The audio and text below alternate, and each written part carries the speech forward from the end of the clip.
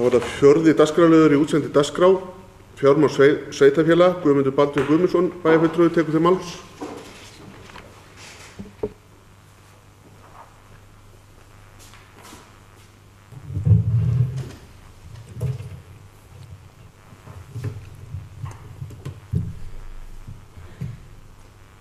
Forseti, ágætu bæjarfulltrúar. Umræður fjármál sveitarfélagsins hér í bæjarstjórn hafa í gegnum árin að mestu einskorðast við framlagningu fjárhagsáætlunar sem og við birtingu ársreiknings. Það og verður hlutverk bæjarráðs að fylgjast með rekstrinum og þar tekin umræða jafnvel í viku hverri fjármálin og mánaðarlega staða rekstrar lögð fram og rædd.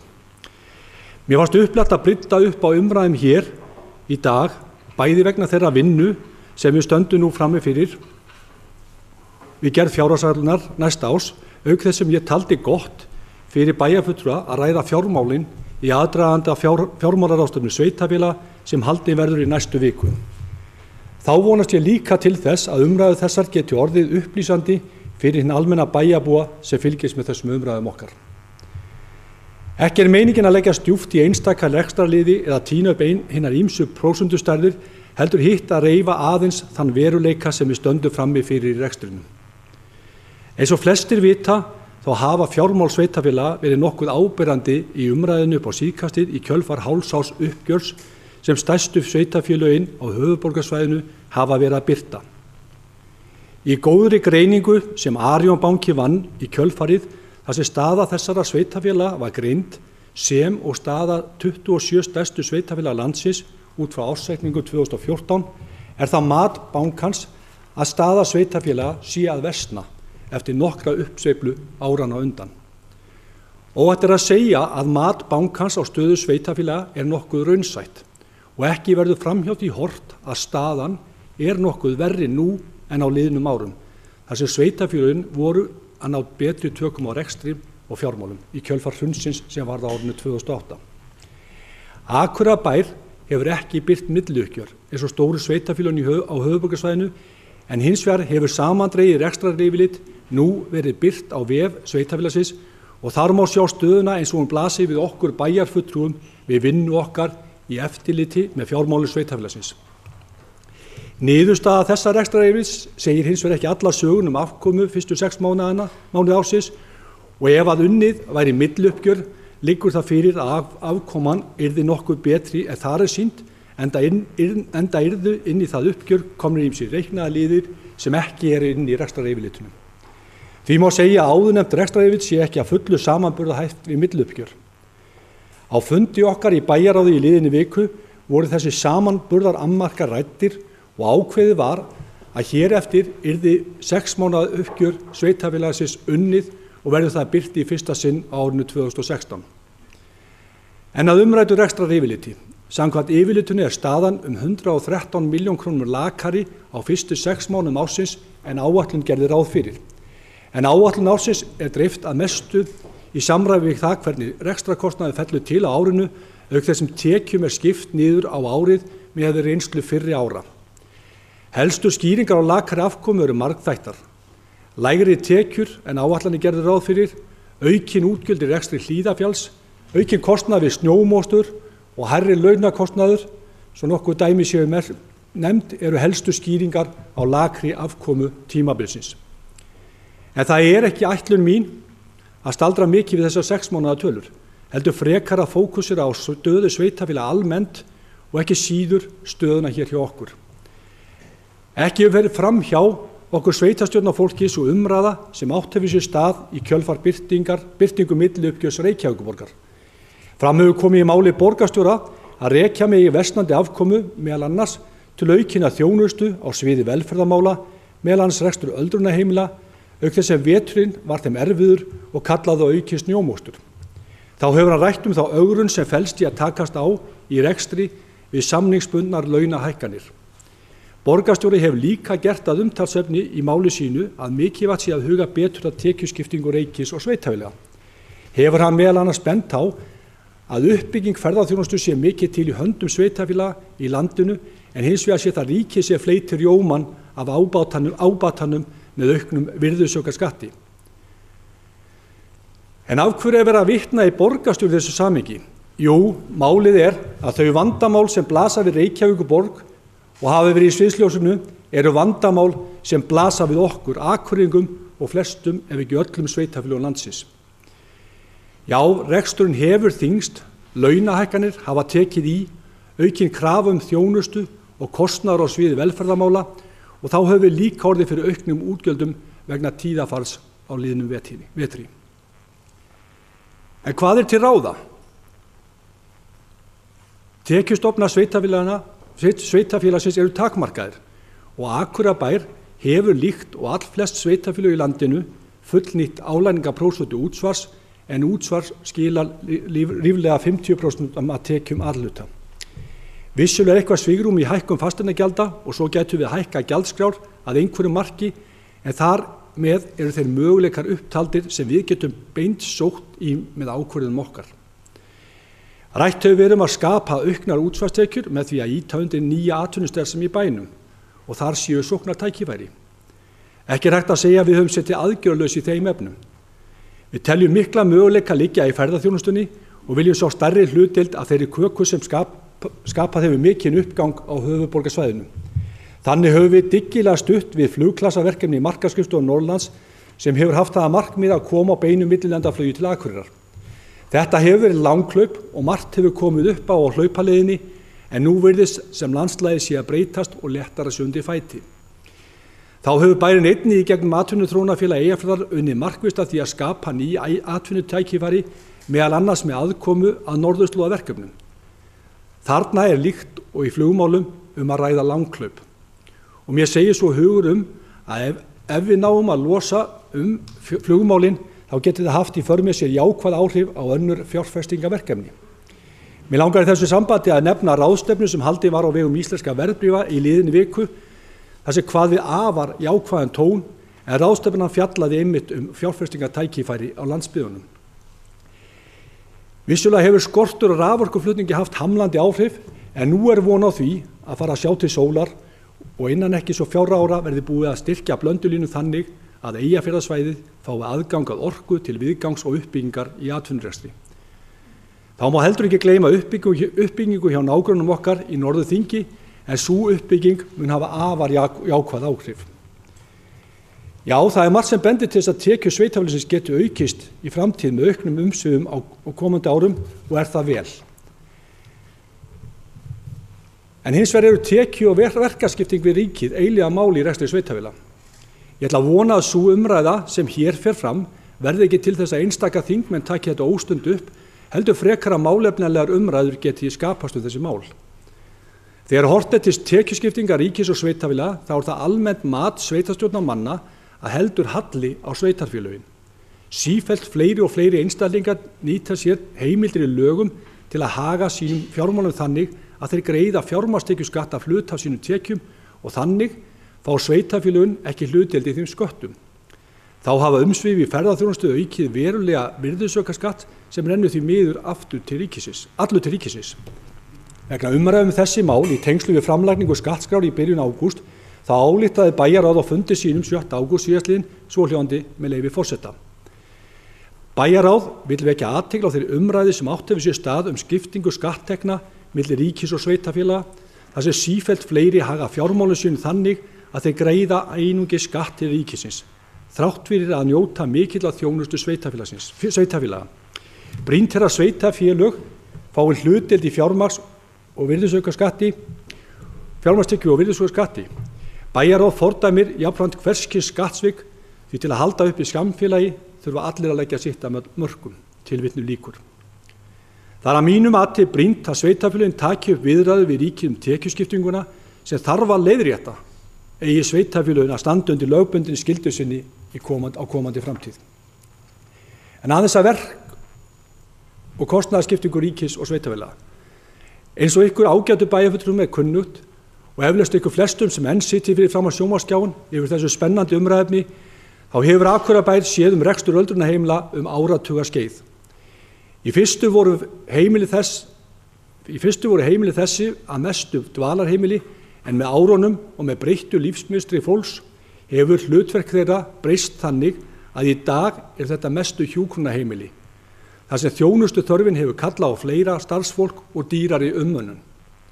Gert er ráð fyrir að rekstur heimilina sé fjármagnaður að mestu með daggjöldum og hér á árum áðum var það svo að ef daggjöld dugði ekki fyrir rekstri var því mætt gjarnan árið eftir með svokölluðum halladaggjöldum.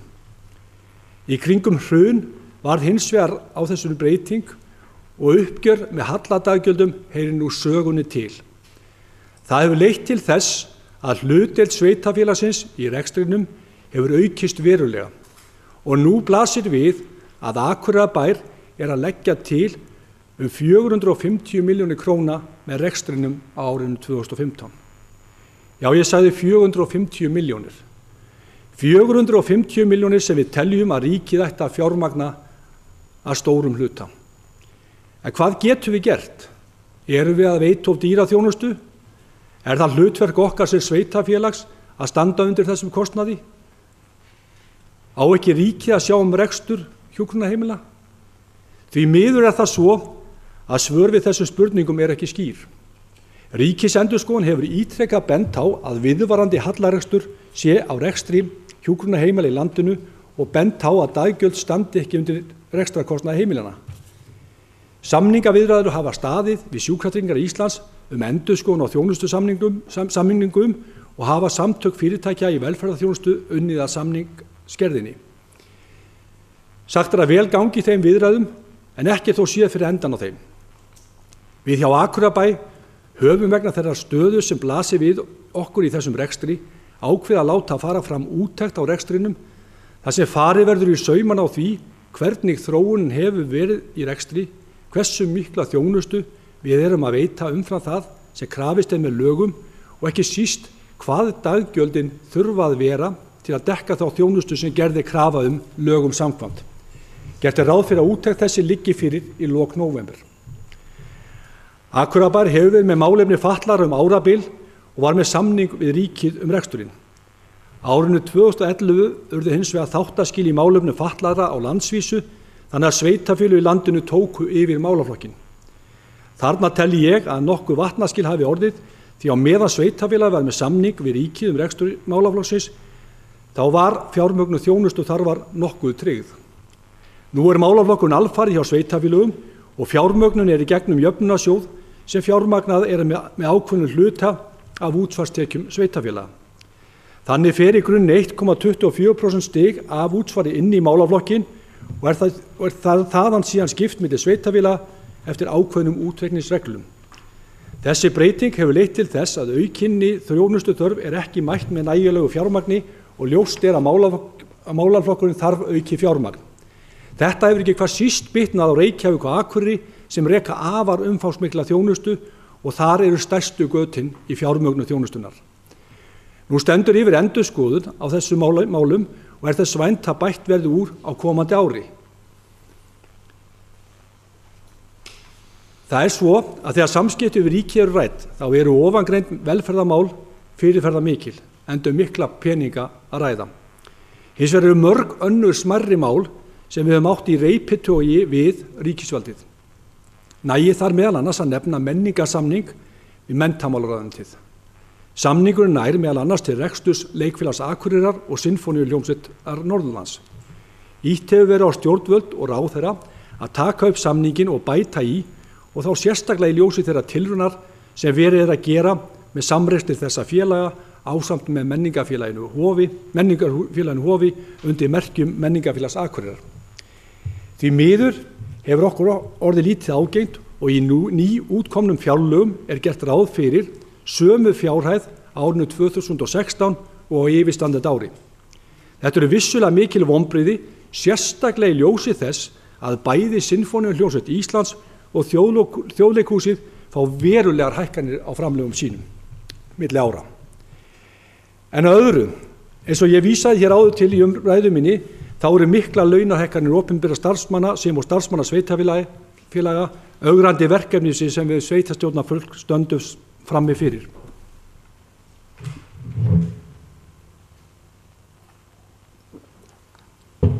Í áætlun ársins 2015 var gert ráð fyrir að launakostnaðar A-hluta yrði á árinu 8,4 milljarða króna. Var þá ekki gert ráð fyrir þeim hækkunum sem voru inn í kjarasamningi kennara 1. maí síðastliðinn, en óvissa var hvort sú hækkun kæmi til framkvæmda sem valt á samþykki kennara, en eins og allir vita var ákvæðið samþykkt. Þá var nýlega gengið frá kerfisbundnu starfsmati sem hefur í för með sér kostnaðarhækkanir upp á 300 milljónir króna fyrir bæinn. Það er mitt mat að þegar allt er talið megi búast við að laun ársins eins og staðan í dag verði 500 milljónum króna hærri en áætlanir gerðu ráð fyrir. En þar með er ekki öll sagan sögð. Samningar við hinni ýmsu stéttarfélög eru nú lausir og samningaviðræður standa yfir á vegum sambandsins. Ljóst er að eigi samningar að nást koma laun til og með að hækka 10% á komandi árum og launakostnaður yfirstandandi árs hækkar enn frekar en svo tala sem ég nefndi hér að framan. En þá spyrja menn sig hvort sveitarfélag sé ekki að sjá almennar launahækkanir skila sér tilbaka í útsvarstekjum. Jú, vissulega er það svo að útsvarstekjur að aukast og samkvæmt staðgreiðslu skilum hafa útsvarsgreiðslur aukist ríflega 6,5% samanborið við sama tímabil fyrra árs. Þetta kemur sér vel en er hins vegar í nokkrum takti við þær áætlanir sem við gerðum fyrir árið. Því má ætla út á þeirri stöðu sem við horfum til í dag að rekstrarniðurstaða ársins hjá A-hluta verði verri en áætlanir gerðu ráð fyrir. Ágætu bæjarfulltrúar, nú fór í hönd annarsamur tími hjá okkur í tengslu við fjárhagsáætlun. Vissulega er staðan snúin og það verður verkefni okkar að koma saman fjárhagsáætlun þar sem þess er gætt að reksturinn verði í jafnvægi. Miklar launahækkanir taka í og ljóst er að grípa þar til aðgerða. Þar þurfum við meðal annars að horfa til möguleika á hagræðingu í starfsmannahaldi og hvort hægt verði til að mynda að nota starfsmannaveltu til að draga úr launakostnaði. Þegar ég nefni launakostnaði í þessu sambandi og legga mikla áherslu á launakostnaði, eins og þið vitið, þá er launakostnaður 58% af útgjöldum okkar í A-hlutanum. Þannig að launabreytingar skipta okkur gífurlega miklu máli og því miður hafa útsvarstekjur ekki skilað sér til jafns við þær hækkanir sem átt sér stað á launatekjum á liðnum árum. Það var sama sem merki þegar ég byrjaði hér í bæjarstjórn fyrir 5 árum síðan, að þá ræddi fjármálastjórinn að það væri mikilvægt að þetta héldist í hendur, hækkanir á útsvari og hækkanir á launum. Því miður hefur þetta breyst og við stöndum frammi fyrir miklu og erfiðu verkefni. En gleymum því hins vegar ekki að fjárhagur Akureyrarbæjar er nokkuð sterkur. Skuldastaðan hefur verið að lækka á liðnum árum og skuldahlutfall A-hluta er samkvæmt síðasta ársreikningi 95% samkvæmt reglum fjárhagsleg viðmið sveitarfélaga og 105% þegar horft er til sveitarfélagsins í heild. Þetta er sjálfsögðu langt innan við þau viðmið sem sett eru í reglum fjármál sveitarfélaga. Akureyrarbær er því vel í stakk búin til að takast á við vanda dagsins í dag. Hlutverk okkar er hins vegar að horfa ekki bara til dagsins í dag, heldur rýna inn í framtíðina og það hlýtur að vera hlutverk okkar að skila frá okkur fjárhagsáætlun sem byggir á ráðdeild en gæti þess jafnframt að veita samborgum okkar þá þjónustu sem okkur ber skylda til. Ég kalla því eftir áframhaldandi samvinnu við ykkur kæru bæjarfulltrúar við gerð fjárhagsáætlunar og þeirra vinnu sem nú fer í hönd, ekki bara fyrir næstu 4 ára eins og skylda okkar er, heldur munum við leggja vinnu í langtíma áætlun til 10 ára byggða á þeirri góðu vinnu sem unni var í lok síðasta kjörtímabils, þó að sjálfsögðu þurfa að uppfæra þau gögn að einhverju leyti. Ágætu bæjarfulltrúar, ég hlakka til að hlusta á ykkar innlegg í þessa umræðu og taka þátt í henni. Minnust þess að líkja má rekstri sveitarfélaga við siglingu á stóru olíuflutningaskipi, þar sem snöggar beygjur verði ekki teknar, heldur yfirvegar þar sem markmið og stefna er skýr. Fannst hreinlega að ég þurfa að enda á þessari samlíkingu að beiðni ónefnds bæjarfulltrúa. Takk fyrir. Guðmundur Baldvin Guðmundsson bæjarfulltrúi lokið máli sínu. Næst tekur til máls Gunnar Gíslason bæjarfulltrúi.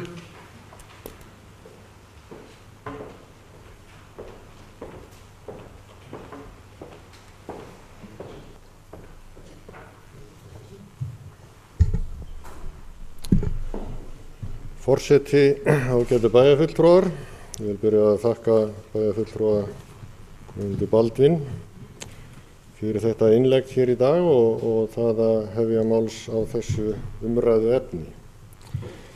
En von ekki aðferð.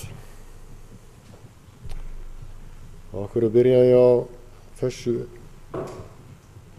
orðatiltæki sem nú reyndar eitt af mínum uppáhalds? Það vegna þess að við þurfum að bregðast við. Það þýðir ekki að vona. Það alveg rétt hjá bæjarfulltrúa Guðmundi Baldvin að staða Akureyrarbæjar að mörgu leyti sterk. Við erum almennt með jákvæða niðurstöðu á samstæðunni, þar að segja A og B hluta, þannig að við erum ekki með hallarekstur í heildinni sem að gerir okkur það kleift að vera ekki undir handarjaðri eftirlitsnefndar sveitarfélaga með fjárhag þeirra. En það byggir á því að Norðurorka skili nægum arði, Hafnarsjóður skili nægum arði og að vaxtagjöld séu okkur jákvæð, þannig að við séum að hafa tekjur af því. Og það ræðst að lágri verðbólgu. Við erum hins vegar í vanda með aðalsjóð sem svona hinn eiginlegi rekstur sveitarfélagsins. Og mér langar til að minna á það núna að við tókum þátt og unnum saman að fjárhagsáætlun þessa árs. Og við sjálfstæðismenn, við greiddum henni atkvæði og ákváðum að gera það eftir að hafa átt ágætt í samstarf fjárhagsáætlunargerðina og við töldum ekki yrði lengra gengið á þeim tímapunkti og með þeim tíma sem okkur var í raun ráðstafað til þeirra vinnu sem lá fyrir. En við myndum líka á það við afgreiðslu fjárhagsáætlunar fyrir þetta ár að við værum í raun með halla á þessari áætlun fyrir árið þó að það væri einhver 30 milljóna króna afgangur á aðalsjóð. Við vissum vel að því að það kæmu inn launahækkanir og það lægi fyrir launabreitingar. Við vissum vel að þetta gæti skipt einhverjum 100 milljónum. Við vorum þar að auki að afgreiða áætlun fyrir öldrunarstofnanirnar upp á að mig minnir 280 milljónir í halla sem að eru orðnar hátt í 500 milljónir í dag miðað við það sem að komið hefur fram. Það liggur svo líka fyrir núna á þessu ári stefni í ekki lægri halla en 500 milljónir á aðalsjóði. Von ekki aðferð vegna þess að það þýðir ekki bara að vona til að eitthvað lægist. Við verðum að gera eitthvað. Og ég sakna þess að við skulum ekki hafa farið í þá vegferð strax í byrjun þessa árs að skoða og leita leiða til þess að draga úr áhættuna á því að það yrði hallarekstur á þessu ári. Mörg sveitarfélög hafa gripið til aðgerða nú þegar. Þau fóru strax af stað í það að leita leiða til þess að draga úr áhrifum þessara launabreitinga á rekstur sveitarfélagsins. Vegna þess að það dugir ekki að vona. Við þurfum að gera eitthvað. Og mér þykir eiginlega frekar leitt að við skulum ekki vera þá komið lengra í þessari vinnu en það að það býð okkar það verkefni núna að takast á við þetta núna á haustmánuðum. Því þetta er ekkert ósvipað ástandi sem var á síðastliðnu ári. Við erum að byrja mjög seint. Í rekstri sveitarfélaga ætti í raun og veru að vera hægt að vera með upplýsingar upp á borðinu, svona eins konar mælitæki sem segja okkur það hvert við stefnum. Ég var til dæmis á fundi núna í endurskoðunarnefnd lífeyris- og starfsmanna Akureyrarbæjar þar sem lagt fram milliuppgjör og þar eru lagðar fram kennitölur. Hvað eru kennitölur? Kennitölur eru tölur sem sýna okkur það hvernig staðan í rekstrinum með ýmsu móti. Þetta getum við verið með í sveitarfélagarekstri. Erum við með nákvæmar upplýsingar það hver þróun í stöðugildafjölda hefur verið á einstöku stofnunum á undanförnum árum. Erum við með upplýsingar það nákvæmlega hvernig hlutfall einstakra þátta af rekstri sveitarfélagsins, hvort að það einhverja breytingar sem að við getum tekið inn í dæmi hjá okkur þegar við erum að skoða reksturinn sem slíkan. Við fengum engar slíkar upplýsingar ráði til dæmis á síðasta ári. Við fjárhagsáætlun að vinna. Þess vegna hafði maður vonast til þess að við gætum farið í þessa vinnu miklu fyrr í samstarfi og samráði við starfsmenn bæjarins og stjórnendur. Þannig að núna lægi eitthvað fyrir það að einhverju leyti hvernig við ætlum að bregðast við. Vegna þess að ef að vandinn vex eingöngu og verður bara stærri, þá verða aðgerðirna sem við þurfum að grípa til, þeim mun drastískari. Og það ekkert gott mál. Við þurfum að hugsa til lengri tíma, við þurfum að taka þetta á löngu tíma. Það þannig starfsmannavelta hjá bænum að það má fækka stöðugildum þar sem það mögulegt án þess að skerða þjónustu, nú eða þá að taka pólitíska ákvörðun að skerða þjónustu ef það málið. Þetta hægt að gera ef við hugsum til lengri tíma og ég reyndi að fagna því að í ræðu bæjarfulltrúa Guðmundar Baldvins kom það fram að það vilji til að horfa til næstu 10 ára og það bara hið besta mál. Og þess vegna ætla ég nú að vona, vegna þess að ég hef ekki ákvörðunarvald, og það aldrei gott að vona bara, að það verði þá farið í þessa vinnu og við vinnum þetta skipulega. Tökumst á við þetta verkefni af ákveðni en líka þá þannig að það valdi sem minnstum skaða í samfélaginu. Það alveg ljóst að við getum ekki vonast til þess að ríki bara stökkvi til að leysi verkefni fyrir okkur. Við þurfum að fara einhverja blandaða leið í þessu. Miða við það verkefni sem stendur hér frammi fyrir okkur. Vonandi tekst okkur að fá fram breytingar á tekjuskiptingu ríkis og sveitarfélaga eins og framkom hérna í ræðunni áðan. Það engin spurning um það að það væri eðlilegt mál. En við verðum hins vegar kannski að bregðast við áður en að svo verður að við getum haft það í hendi að það verði þannig að við fáum breytta tekjuskiptingu þannig að sveitarfélögin fái meira en sér hlut. Það liggur líka fyrir að nú á að fara í rekstrarúttekt á öldrunarheimilunum sem líka hið besta mál. Vegna þess að þessi halli 450 milljón króna sem liggur fyrir, það liggur ekkert alveg klárt og hvítt fyrir að það sé bara ríkisins að standa undir þeim kostnaði. Sveitarfélagið Akureyrar Kaupstaður hefur nefnilega haft mikið metnað í þessu málaflokki og lagt í heilmikla þjónustu, aukningu og aukna þjónustu sem jafnvel ekki þekkt annars staðar. Það hefur haft metnað til þess að standa undir ákveðinni stefnumörkun í málaflokknum. Og vitna ég þar til Edenstefnunnar sem við komum sjálfst inn á eftir. Þetta allt saman þættir sem gætu hafa haft ákveðin áhrif til kostnaður auka. Þetta liggur ekki fyrir og þegar að við förum að senda reikningin á ríkið, þá eins gott að við séum bara með það á hreinu hvað okkar og hvað þeirra. Þetta bara eitt af því sem að lá fyrir strax síðastlið haust. Og vonandi komast við þannig eitthvað áfram í þessu. Við þurfum líka að horfa á ýmis önnur rekstrarform. Það var með töluvert ánægjuefni á bæjaráðsfundi síðastliðinn föstudag. Þá var samþykkt heimild til atvinnuþróunarfélagsins að fara í það að skoða með markvissum hætti hvort það megi finna aðrar leiðir til reksturs á Hlíðarfjalli heldur en þess að Akureyrarbær standi undir þeim rekstri eingöngu og alfarið.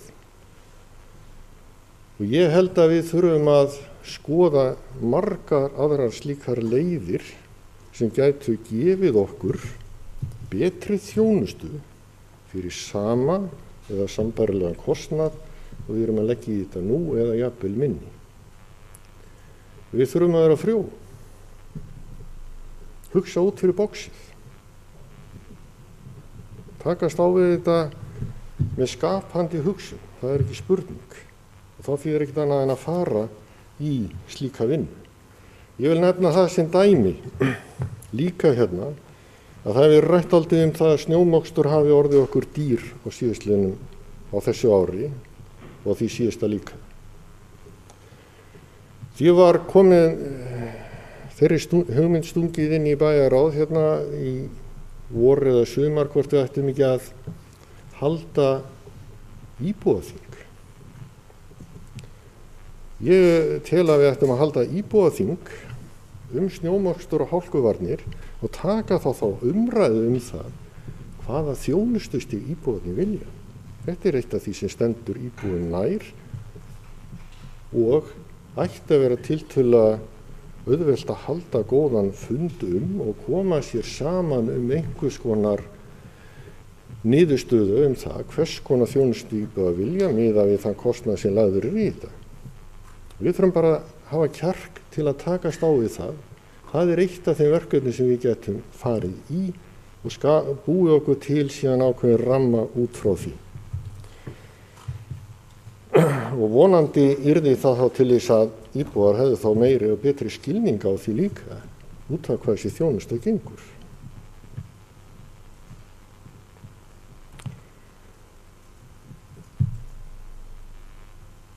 Það er því æri verkefni framundan, það liggur alveg ljóst fyrir og ég óska hér með eftir því að ef að við förum í samstarf sem ég finnst alveg sjálfsagt og eðlilegt að gera það hvernig við stöndum að rekstri bæjarins í framtíðinni og á næsta ári með hliðsjón af þeim vanda sem við stöndum frammi fyrir, að við fáum góðar upplýsingar rekstur bæjarins hvað varðar launakostnað, stöðugildi og annan sundurlegan kostnað í rekstri bæjarins, þannig að við getum unnið þessi mál af einhverju innsæi og haft þá eitthvað svona yfirlit yfir það hvað einstaka liðir hafa áhrif á. Og þá held ég að við séum alveg klárlega tilbúin til samstarfs. Það er ekki nokkur spurning. Fjármálin eru erfið og það hefur verið rætt hérna launahækkanir. Launahækkanir eru sjálfur sér bara hinu góða. Ég held að bæjarstarfsmenn hafi ekkert verið of borgaðir til þessa. Og ég vonast til að þessar launahækkanir verði til þess að starfsánægja verði þó allavega meiri en ekki minni og menn njóti þess að vera í starfi, en hins vegar er alveg ljóst að þetta veldur ákveðnu vandkvæðin sem þarf að takast á við og við hefum ekki snúið upp í það að það séu launin sem eru vandamálið, tekjurnar eru kannski það sem er vandamálið. Það er að við höfum ekki næga tekjur til að standa undir þeim útgjöldum sem við erum með hjá sveitarfélaginu. Og til að auka tekjurnar þá þurfum við að sjálfsögðu að hafa öflugt atvinnulíf. Og öflugt atvinnulíf byggir á ákveðnum grunnþáttum og einn af þeim er orka. Og það er dálítið klént að standa frammi fyrir því hérna núna að við getum í raun og veru ekki tekið inn fyrirtæki í rekstur í bænum vegna þess að okkur skortir orku á svæðið. Og það er vonandi, eins og kom fram í ræðu bæjarfulltrúa Guðmundar Baldvins, erum við að fara að sjá til sólar hvað þetta varðar. En það sem er sorglegt í sig það þrátt fyrir það að menn fara að sjá til sólar, þá er ekki búið að taka þessu ákvörðun og við höfum eftir að sjá hvenær hún verður tekin, hvenær verður ákvörðun tekin það að byrja línulagnir annarkvort frá Blöndu eða austan. Því að þegar ákvörðunin hefur verið tekin, þá mun taka einhvern tíma, nokkur ár, að klára dæmið. Þannig að við stöndum í smá pattstöðu hvað þetta varðar, en vonandi bjargar þá okkur að líka einhverju leyti þessar framkvæmdir sem er að fara í gang hér austan við okkur á Bakka. Ég er ekki í vafa það að það mun skila sér einhverju leyti hér inn á þetta svæði því að það má kannski horfa á þetta svæði sem eitt efnahagssvæði og sérstaklega eftir að Vaðlaheiðargöngin verða kláruð þegar að styttir upp í þeim eins og eitt sagði hér daginn, þá ætti að vera hægt að klára þau og þau munu verða gríðarleg samgöngubót og auka tækjafæri bæði Húsvíkinga og Þingeyinga og Eyfirðinga til aukins samstarfs og styrkja byggðirnar á báðum stöðum. Þannig það fullt af tækifærum framundan. En við þurfum samt að takast á við erfiðu máli. Og það kannski það sem verkefnið framundan, og það að fara í aðgerðirnar. Við höfum ekki lengur tíma til að bíða. Takk. Gunnar Gíslason, bæjarfulltrúi, hefur lokið máli sínu. Næst tekur til máls Sóley Björk Stefánsdóttir, bæjarfulltrúi.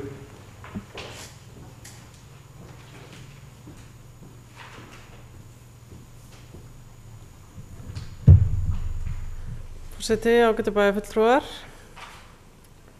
Það svona nokkur atriði í þessu máli sem ég langar að hnykkja á og ég ætla svona kannski bara taka svona fyrir það fyrsta þessa stóru mynd sem sem sagt lögbundin verkefni og þau verkefni sem við viljum sinna. Eins og bæjarfulltrúi Guðmundur Baldvin kom inn á hefur uppbygging ferðaþjónustu verið mikið til á höndum sveitarfélaga. En það sem sagt nýútkomin skýrsla frá rannsóknarmiðstöð ferðamála þar sem sýnt fram á að síðustu 3 árin hafa sveitarfélög lagt meira fé í uppbyggingu tengdri ferðaþjónustu heldur en ríkið hefur gert. Og ég bara spyr, það eðlilegt að við séum endalaust að taka fé út úr okkar sameiginlegu sjóði bæjarbúa til þess að standa straum af uppbyggingu þar sem að ríkið að klikka? Og þetta það sem að mér finnst vera áherslu atriði okkar. Við erum alltaf að koma inn í eitthvað þar sem að, hvort sem að ríkið ekki að standa sig í uppbyggingu innviða eða rekstri á þjónustu eða að greiða eðlilega með þjónustu og þetta í mínum að til algjörlega áherslu atriði hjá okkur. Og við höfum verið að tala hérna þjónustu við aldra fólk en víða í öðrum sveitarfélögum líka mikið verið að ræða þjónustu við fatlað fólk og sem í miklu mólestri og rekja með miklu tapi víða. Og þá koma upp þessar spurningar hvort það bara skila þessari þjónustu. Og en kosturinn við það, kosturinn við að hafa þjónustu og hafa bara yfir höfuð sveitarstjórnarstig í stjórnsýslu landsins að það nálægt fólkinu. Og það nálægt fólkinu sem nýtir þjónustuna. Og það veldur því að það miklu erfiðar að segja nei. Og þetta að mínum að til mjög mikill kostur þegar kemur að því að reka grunnþjónustu, en þetta líka galli. Að því mér finnst til dæmis ekki rosalega sniðugt að það sé erfitt að segja nei við hagsmunaaðila sem að endalaust að banka á dyrnar hjá bæjarfulltrúum að standa nú myndarlega uppbyggingu og hinu og þessu að því það sé svo til dæmis gott fyrir ferðaþjónustuna. Og í talningum þegar eins og bæjarfulltrúi Guðmundur Baldvin bendir á að vaxandi tekjur skila sér ekki til okkar. Nýjasta dæmið þetta nú bara í hádegisfréttum Ríkisútvarpsins í gær þar sem að reyndar líka grein sem að birtist í vikudegi í síðustu viku þar sem fullyrt að Akureyrarbær yrði af miklum tekjum vegna þess að ekki væri hægt að byggja upp hestaferðamennsku innan bæjarmarkanna og það þrátt fyrir að hér sé nýleg reiðhöll á 2 hesthúsahverfi og þá þurfa að gera betur við hestamenn. Mér finnst þetta bara ekki gott og það er ekki gott og ég skil vel af hverju pressan á okkur á sveitarstjórnarstiginu og við reynum að pressa á ríkið en þetta snýst ekki bara okkur. Þetta snýst ekki bara okkur 11 sem sitja hérna og þetta snýst ekki bara embættismannakerfi, þetta snýst líka bæjarbúa. Að við tökum höndum saman að pressa það sem þarf að pressa. Og það má alls ekki misskilja mig þannig að túlka þetta eins og ég vil ekki gera neitt annað en að bara sjá lágmarks grunnþjónustu. En ég vil bara að til dæmis, af því að ferðaþjónustan gríðarlega mikilvæg fyrir sérstaklega landsbyggðarsveitarfélög, að við tökum öll höndu saman og þrýstum á þann stað þar sem að peningarnir raunverulega eru til þangað sem að stærstu hluti opinberra tekna skila sér.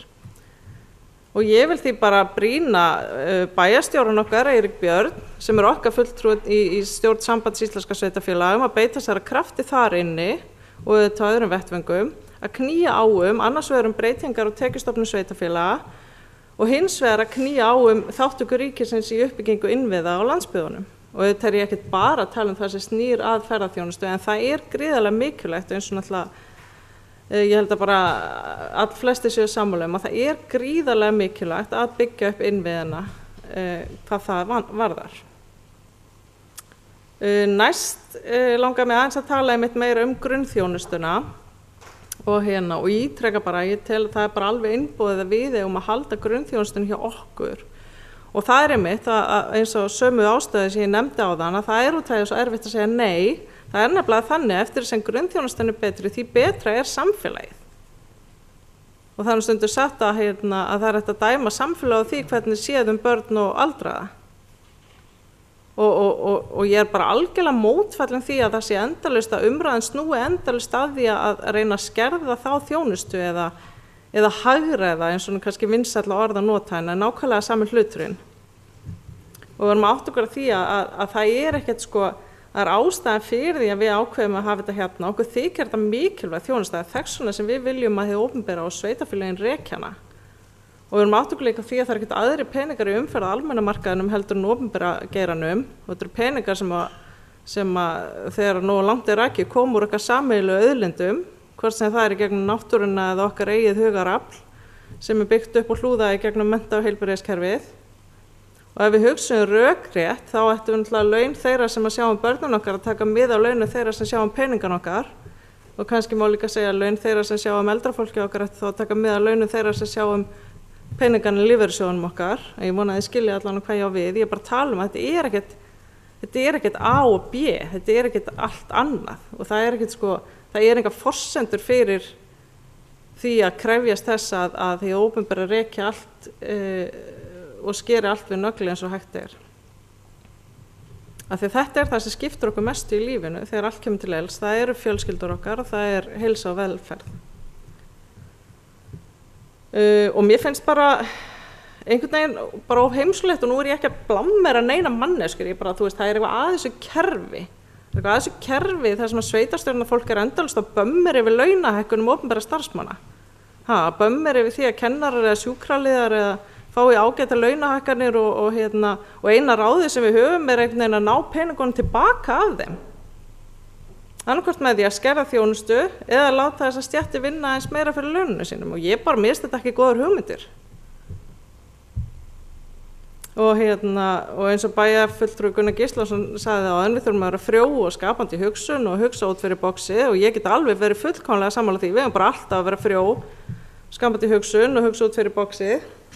En við þurfum líka bara átt okkur á því sjálf og tala það bara skýrt þá pólitík sem við stöndum fyrir. Ætlum við að standa vörð grunnþjónustuna í samfélaginu eða ætlum við að láta hana einhvern veginn mæta afgangi, gefast upp, fela öðrum reksturinn eða ætlast til þess að starfsfólki beri byrðarnar af öllu þessu skakka kerfi. Og ég ætla bara að segja alveg hreint út að ég bara hjartanlega ósammála bæjarfulltrúa Gunnar Gíslasyni.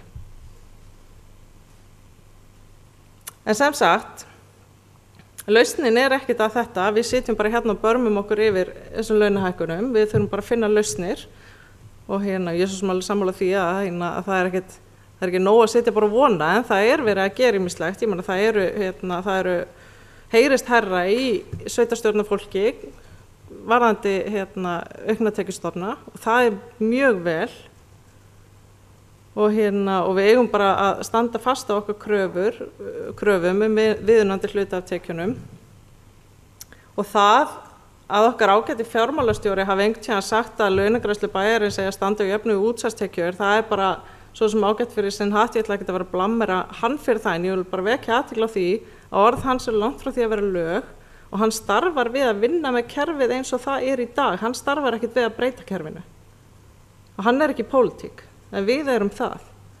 Þannig að það okkar að breyta kerfinu ef okkur finnst það ekki vera að fungera og við að mynda okkur skoðun á því hvort að kerfi að fungera fyrir okkur eða ekki. Og mér langar bara að segja ykkur frá því að stjórnmálafræðingur Gunnar Helgi Kristinsson, hann gaf nýverið út bók sem heitir eitthvað sem ég man ekki, sveitarstjórn og lýðræði eða eitthvað svoleiðis. Þar tekur hann saman opinberi útgjöld á Norðurlöndunum eftir stjórnþrepi, þar að segja, það eru hvort að sveitarfélög, ríki eða almannatryggingar, hvaðan peningurinn fyrir almannaþjónustunni kemur og í Íslandi það þannig að 51,9% af útgjöldunum kemur frá ríkinu, það að segja meira en helmingurinn kemur frá ríkinu. Á meðan í Svíþjóð þetta 38%, í Danmörku 31% og Finnlandi 27%. Þið sjáu það að í löndunum sem við viljum svo gjarnan bera okkur saman við, þá ríkið ekki að sjá þessa þjónustu. Það eru sveitarfélögin miklu meira, almannatryggingar að hluta til sums staðar. Í Danmörku til dæmis 61,5% af útgjöldunum fer í gegnum sveitarfélögin. Og það eru bara fordæmi fyrir þessu, þó þetta hafi alltaf verið svona hérna, það var bara engin ástæða til að líta ekki í kringum okkur og skoða hvernig við viljum hafa þetta. Þannig ég bara vil brýna okkur sem að hérna eru minni til þess að standa sterk á okkur kröfum þess að breyta skiptingu skatttekna og leggjast á og alla í samfélaginu, almenning og alls konar hagsmunaaðila, bara leggjast á áræðna með okkur að gera kröfur á ríkisvaldi breytingar. Og aðeins kannski langaði mig til að ræða því að það eru auðvitað búið að setja fram einhverjar hugmyndir útfærslur og það á meðal hlutdeild í virðisaukaskatti. Og þá vil ég bara benda á að í okkar útibúavædda heimi eftir þess að ég best veit alveg borðleggjandi að þau sveitarfélög sem að hýsa flestar höfuðstöðvarnar, þau muni hagnast mest að þeirri leið, það að segja hlutdeild í virðisaukaskatti. Og ég vil bara við hugsum að þessu það endilega besta leiðin. Og þetta eru auðvitað útfærsluratriði og kannski ekki komið á það stig að þurfa að ræða það í smáatriðum, en þetta bara eitthvað sem ég vildi að við höfum á bak við eyrað. Og svo aðeins ætla ég að koma inn á orkuskortin, ágætt að nota þetta tækifæri til þess að leiðrétta þann misskilning að hér sé orka á skortnu skammti vegna þess að flutningsgeta sé ekki nóg. Það hefur verið sýnt fram á með tölum úr kerfi Landsnets að þegar orka hefur verið skert til fyrirtæki hér á svæðinu þá hefur flutningsgetan ekki verið nýtt til fulls. Það hefur ekki til meiri orka. Það ekki verið að virkja meira en þetta. Þannig að ef við ætlum að fá meiri orkun á svæði þá þarf annarkvort að virkja eða taka hana annar staðar frá. Takk fyrir. Sóli Björk Stefánsdóttir, bæjarfulltrúi lokið máli sínu. Næst tekur til máls Margrét Kristín Helgadóttir, bæjarfulltrúi.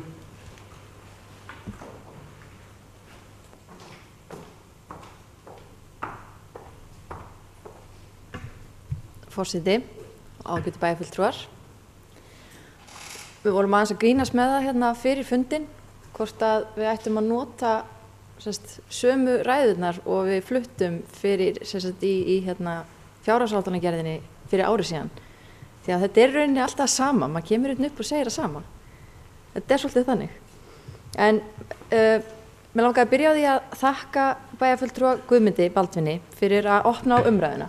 Því að það rauninni mjög mikilvægt að við tökum þessu umræðu hér, við ræðum rekstur bæjarins nánast í hverju einustu viku fyrir luktum dyrum í bæjaráði.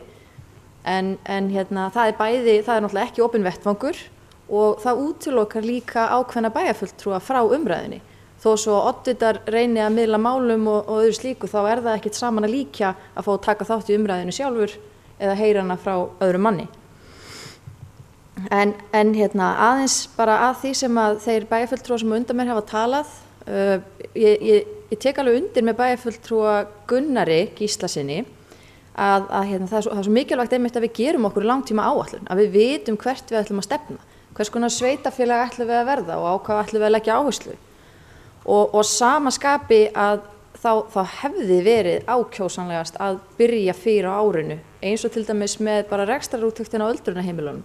Það kannski spurning bara svo ég beini til bæjarfulltrúa Guðmundar með af hverju erum við að fara í þetta núna akkurat þegar fjárhagsáætlanagerðin að byrja, af hverju byrjuðum við ekki fyrir á árinu. Og í rauninni að þá staðan þannig núna að við erum að fara að hefja núna fjárhagsáætlanaferlið og því að ljúka hérna svona í nóvember, desember og akkurat á svipum tíma erum við þá að fá niðurstöðuna út úr rekstrarskoðuninu á öldrunarheimilunum og jafnvel úttektina af stjórnsýsluúttektinni hjá bænum. En rétt eins og hefur komið fram að þá staðan svolítið snúin. Að einmitt þetta, við höfum bara fasta tekjustofna og það lítið sem að við getum gert annað en að hækka gjaldskrár eða hagræða, minnka þjónustu eða hvernig sem það Og bæjarfulltrúi Guðmundur Baldvin nefndi ýmsar hugmyndir eins og að fá fleiri fyrirtæki í bæinn og efla atvinnulífið og svo það fasteignagjöldin sem nú kannski svona einn þráðurinn sem við eigum eftir sem að við getum eitthvað fiffað í. En mér langaði svolítið að einmitt að taka þessa umræðu með hvað ef við værum bara á algjörum núllpunkti. Að hvað ef við værum að koma hérna að og við værum að fara að stofna samfélag saman og myndum við raða samfélaginu, myndum við raða verkefni sveitarstjórnarinnar okkar upp eins og þeir eru í dag, eða myndum við gera það einhvern öðruvísi. Og í rauninni kannski bara svolítið að pæla út frá þessu konsepti hvað það að vera í sveitafélagi, að vera sameiginlega með eitthvað svona samfélag, að til hvers eru við að þessu. Og í rauninni þetta bara svona eins og sameigilegt fyrirtæki eða félag sem við tökum öll þátt í að stofna og við borgum okkar félagsaðildargjöld og við kjósum okkur stjórn og við veljum þau verkefni sem að félagið eða fyrirtæki á að sinna. Og það auðvitað okkar hagur að félagið eða fyrirtæki gangi vel. Þannig getum við boðið upp á betri vöru og betri þjónustu. Og ef það gengur illa hjá félaginu fjárhagslega, þá þarf greinilega að taka ákvörðun annaðhvort að hækka félagsgjöldin, hagræða í rekstri félagsins eða skoða verkefni sem út frá þeim markmiðum sem við settum okkur í upphafi. En þá líka komum við á þeim punkti einhvern veginn, hvaða markmið höfum við sett okkur? Í hverju ætlum við að forgangsraða? Hvers konar sveitafélag erum við? Og á sama tíma að ef að stjórnin í þessu ákveðna félagi eða fyrirtæki myndi ekki bregðast við í aðkallandi fjárhagsvanda, þá það nú ekki mjög góð stjórn. Eins og hefur komið fram, öll þjónusta að hækka í verði og sama tíma eru laun að hækka á sveitafélaginu sem að ég held eða ég fullyrði að við erum öll ánægð með. Við erum öll ánægð með að laun sé að hækka. Það gleðiefni. En svo kemur líka að þessum faktori sem að hvílir á okkur, fjárhagsáætlanagerðin, hvar við ætlum að finna peningana til að greiða út. Og einmitt eins og við höfum oft rætt innan bæjarráðs með er það eðlilegt að sveitafélagi taki sífellt á sig kostnaðinn, að sveitafélagi taki á sig hallan þegar að eitthvað orðið dýrara. Við erum sveitafélagið. Ef við höldum áfram að halla skuldum eða stafla skuldum á sveitafélagið, þá erum við í rauninni að stafla skuldum á okkur sjálf. Við erum að búa til snjóhengju sem að mun falla á okkur á endanum og eftir því sem við lefum að byggjast upp og vera stærri, að þeim mun meira verður höggið. Þetta eins og umræðan sem við áttum fyrir ári síðan með leikskólagjöldin, sorphurðugjöldin, þetta allt þættir sem að bærinn að borga með. Og það einmitt miðað við hlutdeildin í leikskólagjöldunum, með minnir að hann hafi verið eitthvað 22%, en ef að sú prósenta hafi haldið sér frá hruni, ef að bærinn væri ekki búin að vera að taka á sig eitthvað kostnað þar, að þá væru gjöldin hærri. Við sem samfélag erum í rauninni að taka á okkur þennan halla.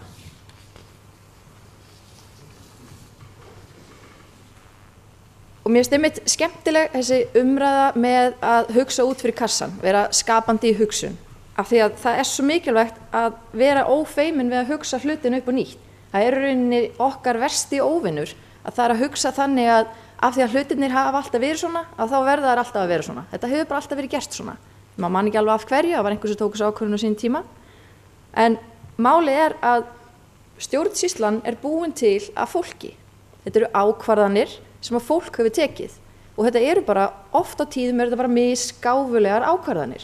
Við erum öll færum að taka misgáfulegar ákvarðanir þó við viljum vel og séum gott fólk í grunninn. Og svo það oft þannig að fólk tekur misgáfulegar ákvarðanir sem síðan leiða til þess að þær ekkert endilega alveg að virka, en þá gripið til einhverjar annarar misgáfulegar ákvörðunar til þess að fela skaðan af hinni ákvörðunni. Þannig að við erum kannski, stjórnsýslan kannski lög af misgáfulegum ákvörðunum sem að við erum í rauninni að díla við í dag. En þá einmitt líka svo mikilvægt að við getum rýnt í öll verkefni sem við erum að sinna, af hverju erum við að sinna þessu verkefni og eigum við að vera að sinna því. Og einmitt bara út frá umræðinni sem að bæjarfulltrúi Sóley Björk hóf áðan með að við erum orðin svo góðu vön, við erum orðin svo rosalega góðu vön í rauninni hvað sveitafélagið eða ríkið eða einhver á að láta okkur fá. Að við erum að taka þá umræðu núna til dæmis eins og það að það þurfa að vera leikskóli í hverju einasta hverfi á Akureyri. Akureyri spannar einhvern 133 ferkílómetra. Þannig að maður bara veltir í fyrir sér, er það lúxus eða er það nauðsyn? Ef við værum að setja upp samfélagi frá 0 punkti í dag, myndum við gera það eins. Og eins líka með sko bara nú ég alveg að skjóta þetta í bláin, ég hef ekkert kynnt mér þetta í rauninni, með bara húsakostin sem við erum í í dag. Hefur það eitthvað verið? Nú erum við á sko að minnstakosti 3 stöðum, sem sagt bæjarstarfsmenn Akureyrarbæjar. Við erum í Ráðhúsinu, við erum í Glerárgötunni, við erum upp í Rósenborg. Hefur eitthvað verið skoðað, eru til hagkvæmari lausnir á því ef við værum einhverstaðar annar staðar í einni stóri byggingu eða þarna eru akkurat staðirnir þar sem við ættum að geta sparað á ef það er hægt. Minnka sko skerða niður þjónustuna síðast. Svona yfirbyggingar fyrst. Og einmitt líka eins og hefur komið fram, Hlíðarfjall, er það eitthvað sem við eigum að vera að bjóða upp á? Er það lúxus eða er það nauðsyn? Það getur vel verið að niðurstaðan hjá flest öllum sé að það sé bara nauðsynlegt að vera með leikskóla í öllum hverfum og nauðsynlegt að við séum með Hlíðarfjall. En við verðum að skoða það. Og einmitt bara varðandi umræðuna sem hefur verið í þjóðfélaginu nú undanfarið út af félagsþjónustu, Reykjavíkurborg, Björk Vilhelmsdóttir og svo framvegis, að mér finnst einmitt svona kjarninn í því kannski vera svolítið mikið að þjónustan og verkefnin eru sífellt að þróast. Þau eru alltaf að verða flóknari, þau eru alltaf að verða stærri og meiri, en getur verið að við séum ekki að þróast með. Að við séum bara með okkar svona skrifstofu bákn og að við séum ekki að þróast með verkefnunum. Það er eitthvað sem við verum að passa okkur á og einmitt kannski komum inn á í umræðinu á eftir með velferðarráð. En mér finnst mjög gott að við séum að fara í bæði stjórnsýslu úttekt á bæjarfélaginu, eða stjórnkerfinu og eins líka með rekstrarúttektana á öldrunarheimilunum.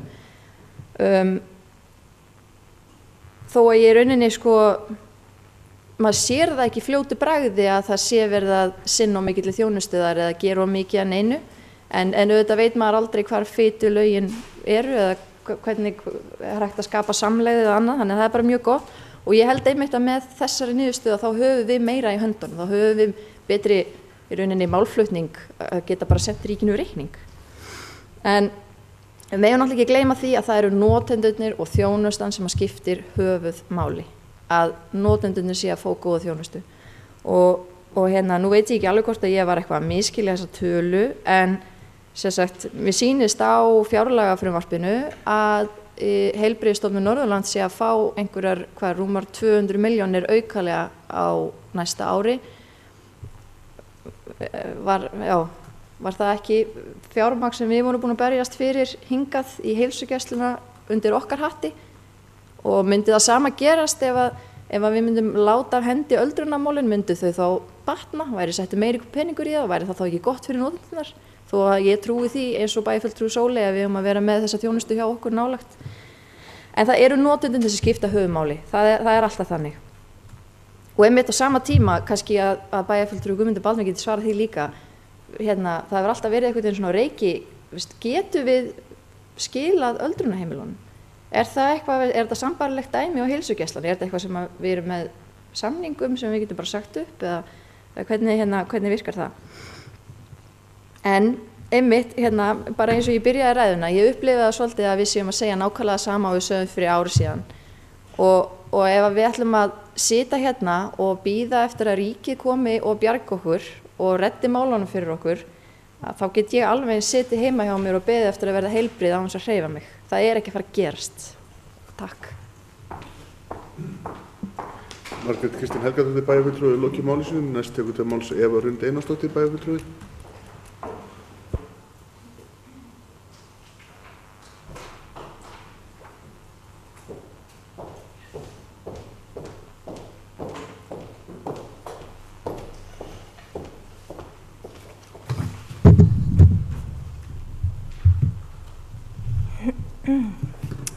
Forseti og ágætu bæjarfulltrúar.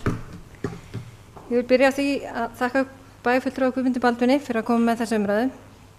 Alveg sammála því að þetta á ekki einungis að ræða við gerð fjárhagsáætlana eða uppgjör ársreiknings.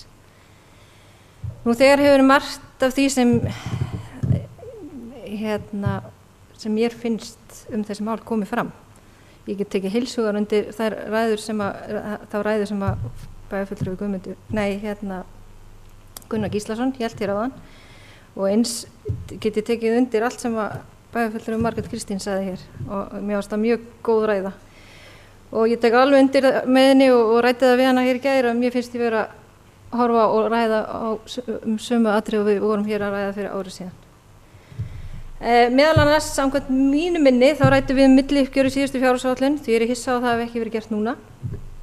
En ég vil líka tala það jákvæða sem hefur verið gert því að á síðasta árið þá óskaði eftir því að mjög reglulega væri farið yfir stöðum fjármála hinna hverja nefndar og það hefur gengið eftir allavega í þeim nefndum sem ég sit í og hefur þá nefndarmönnum verið gefið tækifæri á að grípa strax inn ef eitthvað hefur verið. Þær nefndir sem ég sit í eru innan þess fjárhagsramma sem að þeir voru gefnar og mér finnst það vel og mér finnst vert að nefna það sem samstarfsmaður minn í skólanefnd situr hér á fundinum í dag. Ég vil koma með góðlátlega ábendingu en bæjarfulltrúi Guðmundur Baldvin talar að samandregið rekstraryfirlit hafi verið birt á vef sveitarfélagsins. Mér er reyndar ómögulegt að finna það yfirlit. Hins var ákveðið á sínum tíma mánaðarlega kemur inn upplýsingar Akureyri í tölum inn á vefinn. Því var svo breytt í 3 mánuði en nú hafa ekki verið birtar tölur síðan í apríl og mér finnst þetta mikilvægt því að mér finnst mjög mikilvægt að bæjarbúar séu upplýstir og þetta okkar leið til að koma upplýsingum á framfæri, það að birta tölur á vefnum og því finnst mér að þetta sé eitthvað sem við ættum að leggja mikla áherslu á að verði gert. En eins vil taka undir áhyggjur bæjarfulltrúanna sem hafa komið hér á undan mér með sambandi við öldrunarmálin. En ég tek undir með Margréti Kristín og Gunnar Gíslasyni, þetta lá fyrir ári síðan og þá var rætt að það þyrfti að gera úttekt á rekstrinum. Því er ég hissa á að það sé fyrst verið að fara að gera það núna. Við vorum öll á sínum tíma sammála því að þetta væri afar aðkallandi verkefni. Ég staldraði við eina setningu í ræðu bæjarfulltrúa Guðmundar Baldvins að ýtt hafi verið á stjórnvöld og ráðherra að taka upp menningarsamningin og bæta í. Mér langar að fá að heyra hvað hefur verið gert í þeim efnum því að ég spurðist fyrir á síðasta fundi hjá Akureyrastofu hvort búið væri að hafa sambandi menntamálaráðuneytið eða ráðherra vegna menningarsamningsins og fékk þau svör að það hefði ekki verið gert. Ég lagði því til að það er gert sem fyrst, þannig að mér langar að fá að vita bara ef einhverjum öðrum aðferðum hefði verið beitt eða Guðmundur Baldvin veit eitthvað meira en ég. Ég lagði ríka áherslu á í síðustu fjárhagsáætlun að við myndum reyna að nýta okkur starfsmannaveltu innan bæjarins. Mér langar því að heyra hvort að eitthvað hafi verið gert í þeim efnum á þessu ári, annaðhvort af meirihlutinn svar fyrir það eða bæjarstjóri. En mér þykir afar ánægjulegt að meirihlutinn ætli sér að vinna með okkur minnihlutanum við komandi fjárhagsáætlunargerð og ég er tilbúin að leggja mitt að mörkum í þá vinnu og mér langar að óska eftir því að við vinnum eftir og fáum ítarlegri upplýsingar heldur en síðast og en bara hlakka til að takast á við þá vinnu. Ég held að hún verði krefjandi því að ég held að við þurfum að spenna beltið aðeins fastar heldur en við höfum verið að gera og en ég ætla samt ekkert að hafa brjálaðar áhyggjur, ég veit alveg að staða Akureyrarbæjar við erum ekkert á vonarvöl hér en eins og Margrét Kristín kemur inn á, við megum ekki stækka snjóhengjuna endalaust, við þurfum að grípa inn í strax. Og ég tel hér í bæjarstjórninni fullt af góðu fólki sem að getur gert á vinnu en við þurfum bara að bretta upp ermar því að mér finnst ár hafa farið til spillis í þessum efnum. Eva Hrund Einarsdóttir bæjarfulltrúi lokið máli sínu, næst tekur til máls Njáll Trausti Friðbertsson bæjarfulltrúi.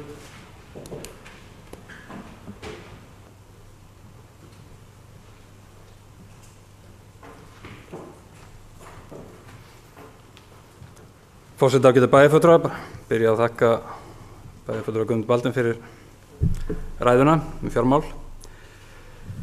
Mér langar svona rétt bara að hlaupa í svona nokkru punktum sem ég svona var að pæla í þegar ræðin var haldin og skrifa svona nokkra punkta hjá mér. Og kannski bara byrja á það sem ég ætti að vera undrist að raunlega það sem að Eva Hrund endar varðandi menningarsamningin. Það í fjárlögum með sama uppáði fyrir 138 milljónir milli ára, það ekki breyst talan. Síðan skoðum við þennan samanburð á milli í fjárlögum hvað er nörulega meira til Hörpu, Þjóðleikhús og Sinfóníunnar, og það eru tæp 11% í fjárlögum sem er hækkunin þar. Þó að væri ekki nema bara þessi hækkun, þá stæði hún á einhverjum nálægt 15 milljónum, þó að væri bara þessi sama hækkun. Síðan bara hefði áhuga að vita hvernig menn hafa sett þetta upp fyrir sig á undanförnum árum þegar menn að ræða menningarsamninginn. Ég meðal annars óskaði þetta við atvinnufulltrúa núna á mánudaginn að fá tölur yfir hvað gestir í menningarhúsið og leikhúsið og annað, hvaðan þeir koma, sveitarfélögum og hvernig svona koma af landinu. Og ég myndi gjarnan vilja sjá sömu tölur fyrir Þjóðleikhúsið, Sinfóníuna og gesti Hörpu. Ég fór í fyrsta skipti í tónleika núna í Hörpu í ágúst og ætla maður sé ekki á sama svipuðum tíma búin að fara svona 30, 40, 50 sinnum í Hof. Ég vil bara vita hvað er verið að setja skattpeningan í og meðal íbúanna. Og ef við tækjum hlutfalli, bara þó við tækjum bara Akureyringa í svona samanburði, 5,5%, miðað við þessa fjárveitingar þá sýnist mér þetta að vera í kringum 5%. Það sem menningarsamningurinn á móti hinum 3 tölunum. Síðan getum við auðvitað bara pólitík síðan að ræða fram og tilbaka hvað er eðlilegt en fyrst og fremst að reyna að fá tölfræðina baka hvað ákveður með byggja. Það verður þá 10% bara mannfjöldi, bara frá núverandi samningi, hækkun. Ef við tækjum Eyjafjörð, alls ekki óeðlilegt, þá er konið 7,6% mannfjöldan, töluvert hækkun bara í því. Ef við tækjum gamla kjördæmi Norðurland eystra, þá er konið 9% af mannfjöldunum í landinu. Ég er bara að vita hvernig minni hafa verið að reka þetta áfram, á hvaða forsendum menn taka þetta. Þannig að það er nú bara þannig að lítur á fjárlögin núna að við erum kannski ekki að koma sérstaklega vel út á mörgum sviðum hérna á okkar svæði, hvort sem það er hérna í bæjarfélaginu eða firðinum eða kjördæminu eða hvernig sem menn vilja líta á það. Og þannig að það væri bara fróðlegt að vita og ég kom mér reyndar svolítið óvart einmitt að ég held að menn ætluðu að fara í kraft í menningarsamningin og hefði verið að nota vel tímann frá því, við vorum að ræða hérna fjárhagsáætlunina í síðastliðið haust fyrir tæp ári síðan, að við værum kannski konið eitthvað lengra í þessu ferli, þannig að það væri kannski áherslu að vita hvað hefur verið gert á þeim tíma síðan þá. Hitt atriði sem kom mér líka óvart og það er akkurat núna að miðað við þá umræðu sem var hérna síðastliðið haust varðandi öldrunarheimilin og hvernig þau mál stæðu,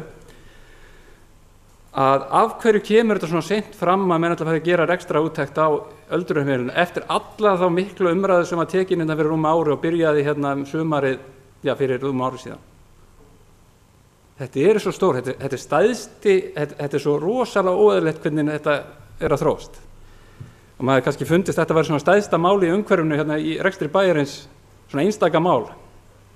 Þannig ég myndi kannski bara vilja vita frá þá frummælanda hvernig hann sér það fyrir sér. Og af hverju að menn ekki konir, það getur vel verið að menn hafi verið að gera fullt, ég bara hef ekki hugmyndu það. Einmitt kannski til afsökunar, ég sit ekki fundi í bæjarráði, þannig að ég veit ekki kannski mjög nákvæmlega hvað þar fer fram. Þó ég hafi aðgengi að fundagáttinni, með skoðstu stundum. Ég vil líka varðandi umræðum svona fjármálaumræðuna almennt í sveitarfélaginu. Auðvitað hefur margótt komið fram að auðvitað er það besta sveitarfélagin sér sem er feðmasta rekstur, við stöndum nær íbúðunum heldur en ríkið og annað og bæjarfulltrúi Sóley kemur hvernig þetta er á Norðurlöndunum, en það kannski vantar svolítið þá umræðu, það eru alltaf menn konið miklu lengra varðandi umræðinu 3. stjórnsýslustigið, hvernig með deila fjármunum gegnum það, annars staðar á Norðurlöndum. Þetta er ekki bara beint sveitarfélag, viðkomandi sveitarfélag sem er deila fjármagnum fyrir ríkið. Það gerum þetta mjög mikið í gegnum 3. stjórnsýslustigi. Og ég veit ekki til þess að hafi verið sérstakur áhugi hér á svæðinu fyrir því að koma á þessu 3. stjórnsýslustigi, þó að í gegnum sóknaráætlun 2020 það muni tekin ákveðin skref fyrir nokkrum árum sem er virðast einhverju leyti verið að fylgja eftir núna. En það er enda hlutur sem mér finnst að þróast mikið á þess að umræðan hafi verið tekin 3. stjórnsýslustigi, hvernig menn vilja hafa þetta, pólitíkin. Þannig að ég hef ekki fundið það til að sérstakann svona áhuga með sveitarstjórnarmanna sérstaklega á 3. stjórnsýslustiginu. En það bara svona til að koma þeim varðandi hvernig menn gerir þetta annars staðar á Norðurlöndunum.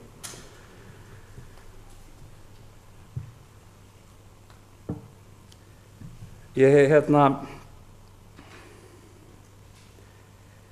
og Og varðandi þetta með fjármál sveitarfélags og hins opinbera, þá tala ég mikið hérna á síðasta kjörtíðinbili og það alveg rétt einhvað minnst á líka á þessu, að það eins og svokölluð sveiflujöfnun hins opinbera gagnvart almennu rekstri í landinu og þessu uppsveiflum og niðursveiflum í landinu.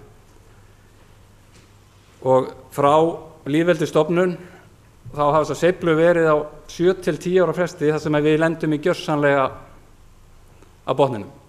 Við höfum aldrei raunlega gengið vel í gegnum heila hagsveiflu og náðu að lenda henni.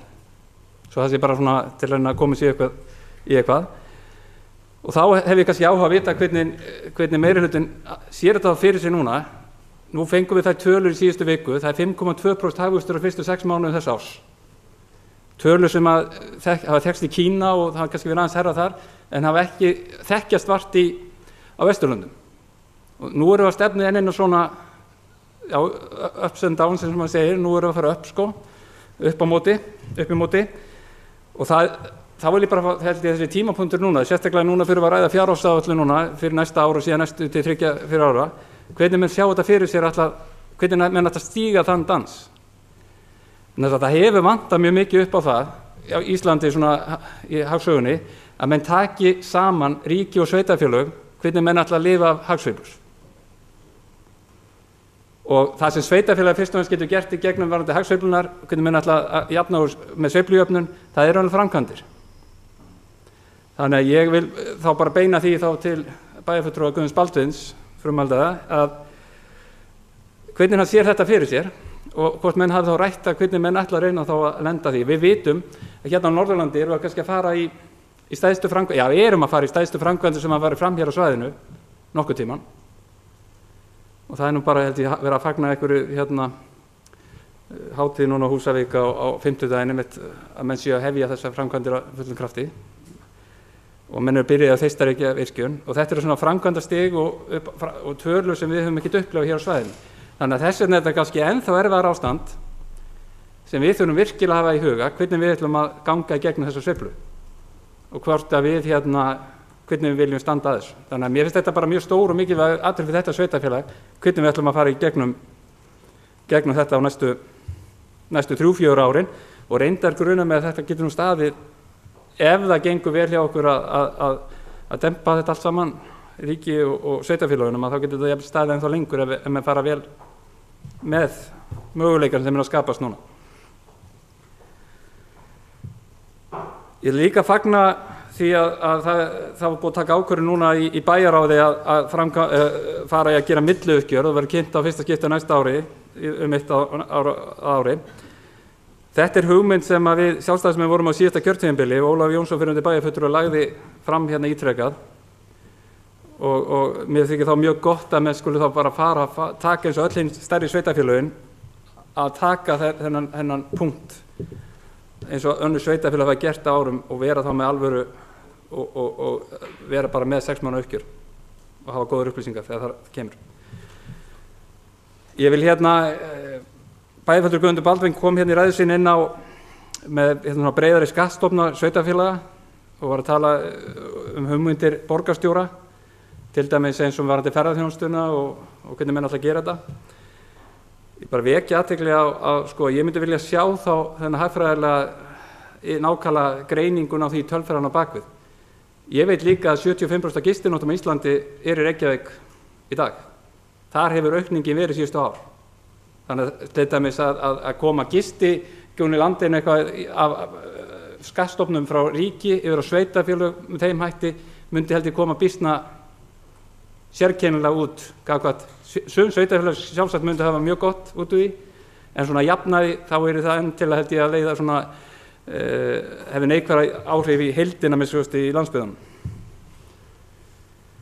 Varðandi, og svo líka benda á, nú er engin sérstakur ég bara vorum á fundinu og fór inn á aðeins inn á vefinn á sambandinu og var svona að skoða fasteignagjöldin og það inn á Excel-skjal þar og það svolítið sérstakt að sjá, þetta er svo gjör ólíkt til dæmis hvernig sveitarfélögin hafa tekjur af fasteignagjöldunum og það náttúrulega ber Reykjavíkurborg af í því hversu mikla tekjur Reykjavíkurborg hefur af fasteignagjöldum. Sérstaklega þá í þessum svokallaða C-flokki það sem er verið að álagningin 1,65% af fasteignamatinu. Það er til dæmis, þetta er eitthvað megin, þetta er allir þetta séum 12-faldur munur milli Akureyrar og Reykjavíkur í þessum lið, en allir séum Reykjavík í dag séum sjöfalt hérna fleiri íbúðar í Reykjavík heldur en Akureyri. Og sem dæmi að þá á Akureyri þá er það sem við eða sveitarfélag eða íbúar í sveitarfélag sem greiða í fasteignagjöld í 0,38 íbúðarhúsnæði. Á Akureyri er þetta sama sem sagt í A, það sem að íbúarnir eru að greiða sínum fasteignum og atvinnufyrirtækin eru að borga í C-flokknum. Þetta er sama upphæð. En í Reykjavík þá er þetta 2,8 milljarðar með við gögnum í sambandinu í það sem íbúarnir greiða, en 8 milljarðar sem atvinnureksturinn er að greiða. Gríðarleg meðgjöf sem menn hafa þar í rekstri miðað við ýmsa aðra, bara í gegnum fasteignagjöld. Þannig að mér finnst að þetta sé vel kannað og mér finnst fínn punktur einmitt sem kom á hérna hjá bæjarfulltrúa Sóleyju með virðisaukann og höfuðstöðvarnar og slíkar hugmyndir. Fyrir einhverjum árum þá var ég að vinna í svona verkefni hérna við rannsóknarmiðstöð ferðamála Akureyri varðandi sveitarfélög og ferðaþjónustuna og þessa hagrænu þætti, og þá einmitt kom þetta svo skýrt fram varðandi höfuðstöðvarnar og virðisauka erfitt að finna út hvernig tekinna mynduðust raunverulega út frá svona hvar menn eru með höfuðstöðvar. Þannig að það er svona það er margt þegar að varast og einmitt að fara vel í gegnum áður en færa að sambyggja hvernig mennum ætla að taka á þessu nýju skattstofnum. Í núna 3-4 ár varðandi snjómókstur á fyrra kjörtímabili framkvæmdara þá einmitt lagði ég til að haldið íbúaþing hérna með íbúunum varðandi snjómókstur, sand og salt. Þetta stórpólitíska mál hérna á Akureyri, og það er það ánægilegt og ég veit ekki betur en við sem ennþá stefna því núna bara í haust að við framkvæmdaráðs að sé haldið slíkt málþing til þess að fá þetta fram, vegna þess að við náttúrulega erum að verja miklu fjármagni í þetta og það er bara fínt að taka þá tölu með íbúunum, hvernig menn sjá þetta fyrir sig, hvað vil ég gera. Við erum komið vel yfir 100 milljónir núna í þetta á ári og þetta vaxið mjög hratt og menn þurfa þá bara sem sagt hversu gott og við viljum hafa þjónustustigið. Svo getum við líka tekið saltið og sandinn á sama fundi sem er menna mikla skoðanir á náttúrulega, eins og við vitum.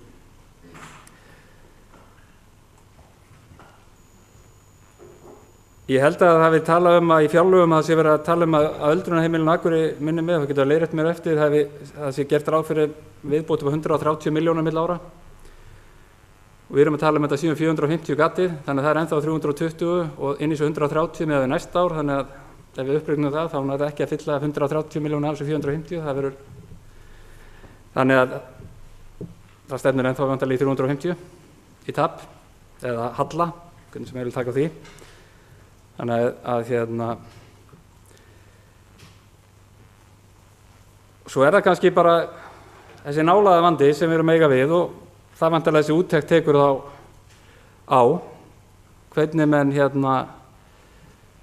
og það er bara erfitt eins og við komum inn á þannig að standast þennan nálæða vanda, gott að við séum að þjónusta bara of vel eða hvernig það er, en ég hefði gjarnan viljað þessi ekstra þessi úttekt hefði verið komið núna áður en við gerum þá fjárhagsáætlun fyrir næsta ár.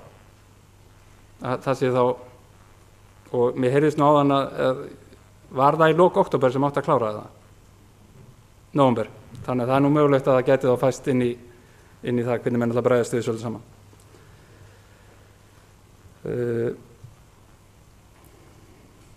Það er nú ekki að það taka mikla umræðin, mér finnst og alltaf að minnast á það, en varðandi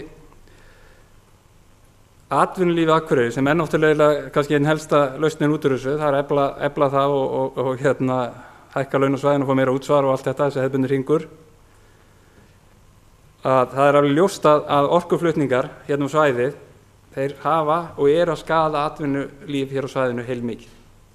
Og þessi stöðnun sem búin að vera árum saman að geta bjóða upp á neina valkosti, og ég er hræddur að þetta sé minnst 7-8 ára prósess í viðbót.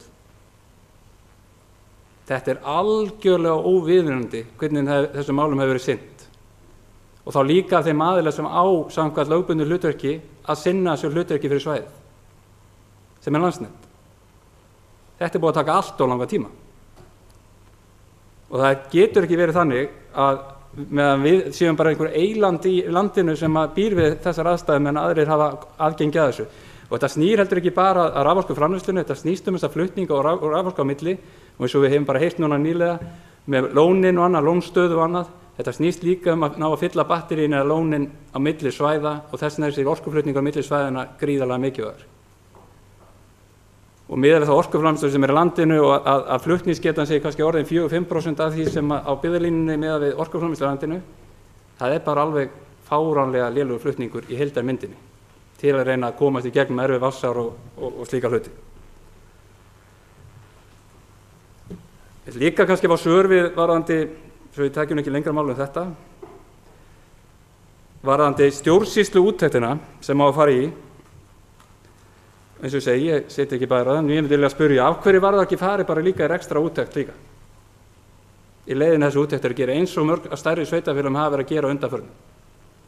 Það er bara fínt að fá svar við því hvers vegna menn fara ekki þá leið.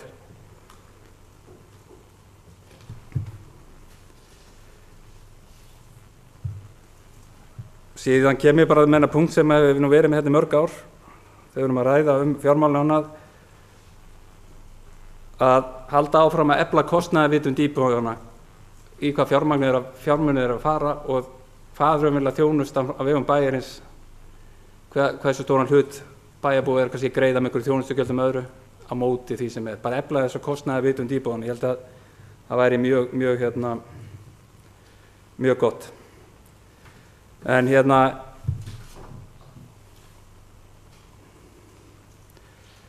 ég bara komið með svona það sem að svo má alltaf minnast líka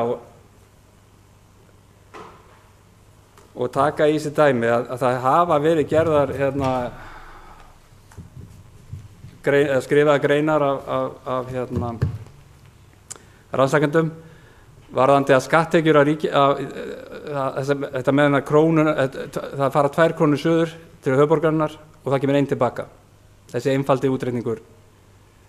Og þetta er heilmikið mál að þegar maður er að pæla í þessu, þetta er svolítið flókið, við erum að tala um 3. stjórnsýslustigið, það geti aftur að koma sér fjármagni meira út í gegnum 3. stjórnsýslustigið eða fylki eða hvernig sem myndum við sjá það fyrir sér, en að sama skapi þessi nálægavandi sem kemur hins á móti og verkefnin er ekki fjármagnuð af ríkinu. Þannig að þetta er risastórt í stærra samhengi, hvernig menn ætla að taka þessi stig á næstu árum, hvernig við sjá þetta til áratug. Og við komum náttúrulega inn í umræðu hérna eftir það sem á að tala um velferðarstefnu bæjarins, velferðarráðið. Og það er akkurat bara risa innlegg inn í þetta sem við erum að ræða hérna. Hvernig menn ætla að komast í gegnum þennan skap sem er framundan. Og þá sjálfsagt verður líka að taka þetta 3. stjórnsýslu og hvernig menn ætla, og bara alla stjórnsýsluna, hvernig menn ætla að hafa þetta milli sveitarfélaga og ríkis til lengri tíma. Eins og þetta er núna þá er þetta algjörlega óviðunandi hvernig er staðið þessu, hvernig er fjármagna og hvernig þessi samskipti er á milli og þetta endalausa karp á milli þessara stiga, þar sem að ótrúlega vinna fer bara í, það er ekki komin eitt orð, þetta er bara í tómurögli og með þurfa aðeins að ég vona svo sannarlega að það fara að ganga betur, vegna þess að það er kannski bara með þessi tilraunaverkefni þar sem að menn hófu þetta ferli frá 96 sem gekk kannski ágætlega í byrjun, að það hefur verið að stranda býsna mikið og víða á undanförnum misserum árum. En ég vona að ég fái góð svör við einhvað af því sem við komum áðan og sérstaklega líka með sveiflujöfnunina og hvernig sveitarfélagið sé fyrir sig framkvæmdir á næstu árum í þessari hagsveiflu sem er að rísa nú. Takk. Jarl Kristi Friðbertsson, bæjarfulltrúi, lokið máli sínu. Næst tekur til máls Bjarki Ármann Oddsson, bæjarfulltrúi.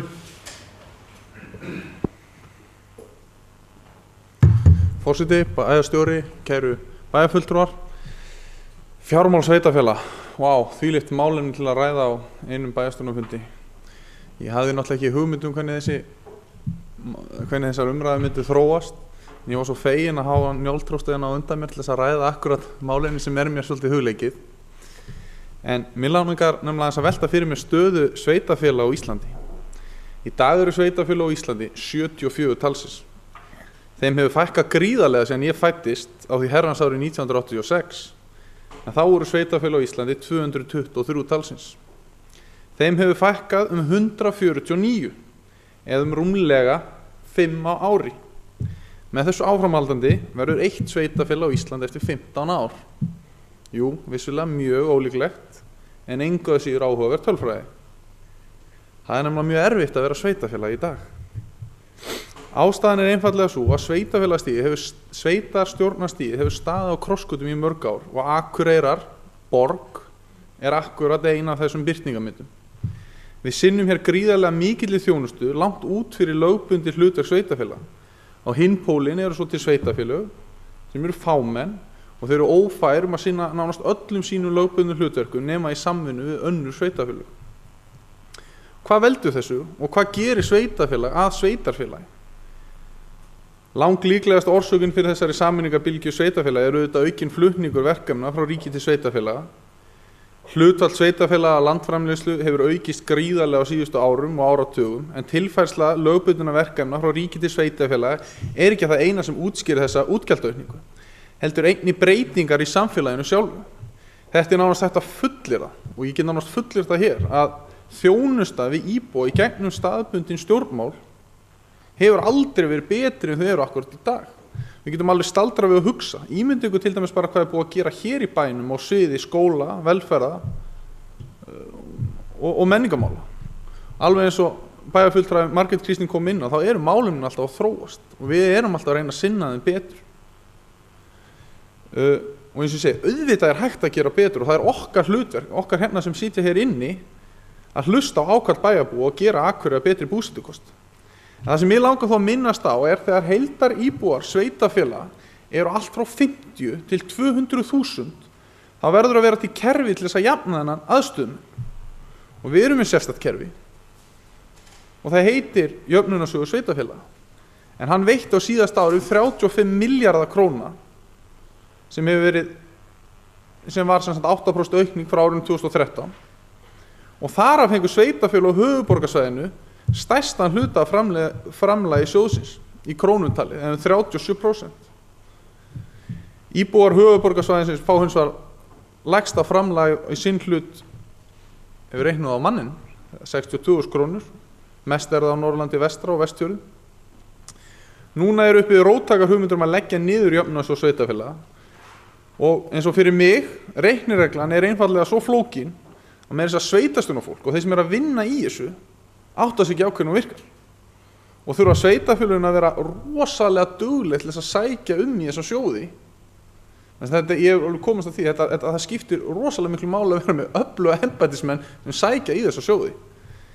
Og ég ætla svo ekki að taka svo djúpt í árina að vilja leggja niður Jöfnunarsjóð sveitarfélaga, en ég væri til í mun meira gagnsæi fjármál sveitarfélaga og þá sérstaklega Jöfnunarsjóð. Það sem ég langar einnig til að vekja athygli á að hvernig mér finnst ríkið haga sér í samskiptum sínum við sveitarfélögin.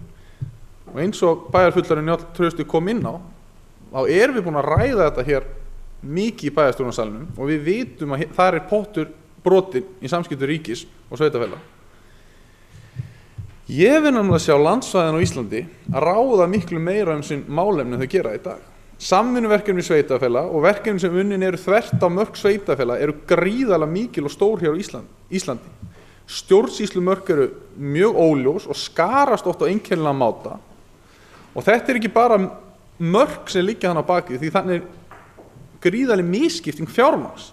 Og til að nefna nokkur ólík mörk, og þá er ég ekki að tala það sem ríkið hefur teiknað upp eins mörk, þá má það nefna sóknaráætlun 2020. Það má nefna umdæmaskiptingu héraðsdómstóla á Íslandi og það má nefna kjördæmaskiptingu á Íslandi og það má nefna upp skiptingu landsins upp í landshlutasamtök sveitarfélaga. Það má nefna heilbrigðisumdæmin og heilbrigðiseftirlitsumdæmin, þau eru ekki einu sinni. Sýslur á Íslandi, svæðaskipulag vegagerðarinnar, lögregluumdæmi, matvælastofnun skiptir landinu ólíkt upp, ekki eins og það sem ég er búin að tellja upp áður. Héraðsskalasöfnin eru öðruvísi umdæmi þeirra og svo mætti áfram telja.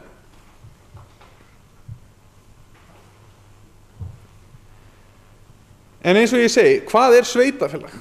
Viljum við sjá á Íslandi hér 5 til 15 sveitafélög sem sinna hér margvíslegum verkefnum þar sem stærðin er reiknuð út frá stærðarhagkvæmni verkefna, eða viljum við sjá ólík sveitafélög þar sem íbúar hafa raunverulega mikil áhrif á nærsamfélag sitt? Auðvitað fagnaði því að Hrísey og Grímsey séu hluti af Akureyri, en mér þetta ennþá skemmtilegur þetta væru sér sveitafélag. Jú, kannski er hverfisráð, kannski er það bara næsta sveitafélag eða þriðja sveitafélag eða fjórða stjórnsýslustigi. En ég verð að kjósa seinni kostin og ég þakka þér aftur kærlega Njáll Trausti því mér langar nefnilega að minnast á þriðja stjórnsýslustigi. Frá þjóðveldisöld og til ársins 1990 þegar sýslunar þegar sýslunar hættu að gegna sínu formlega hlutverki, þá voru frá Íslandi frá þjóðveldisöld og þar til 1990 þegar sýslunar hættu að gegna sínu formlega embætti, þá voru á Íslandi 3 stjórnsýslustig. Og akkurat þegar landið þarf kannski mest á því að halda, mest af fjölmenni, þá er búið að fækka í 2. En við leysum þetta með flókinni útfærslu verkefna sveitarfélaga og það sem ríkið þarf að koma að, eins og ég segi, kannski með ólíkum hætti til þess að jafna mismun milli sveitarfélaga og auðvitað staðsetningu.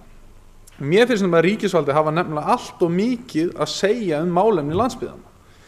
Og svo ég siti hér ekki bara og tali óljóst þriðja stjórnsýslustigið, þá langar mér einnig að benda á 80% sveitarfélaga nýta fulla útsvarsprósentu sem þeir innheimta og ríkið sér að innheimta þennan skatt fyrir sveitarfélagin. Þetta hins vegar alveg falið í launaumslagi landsmanna og í ljósi þess að auka gagnsæi í stjórnsýslunni þá þætti mér það sjálfsagt að íbúar myndu vita hversu stóra hluta tekna sinna þeir borga til sveitarfélagsins.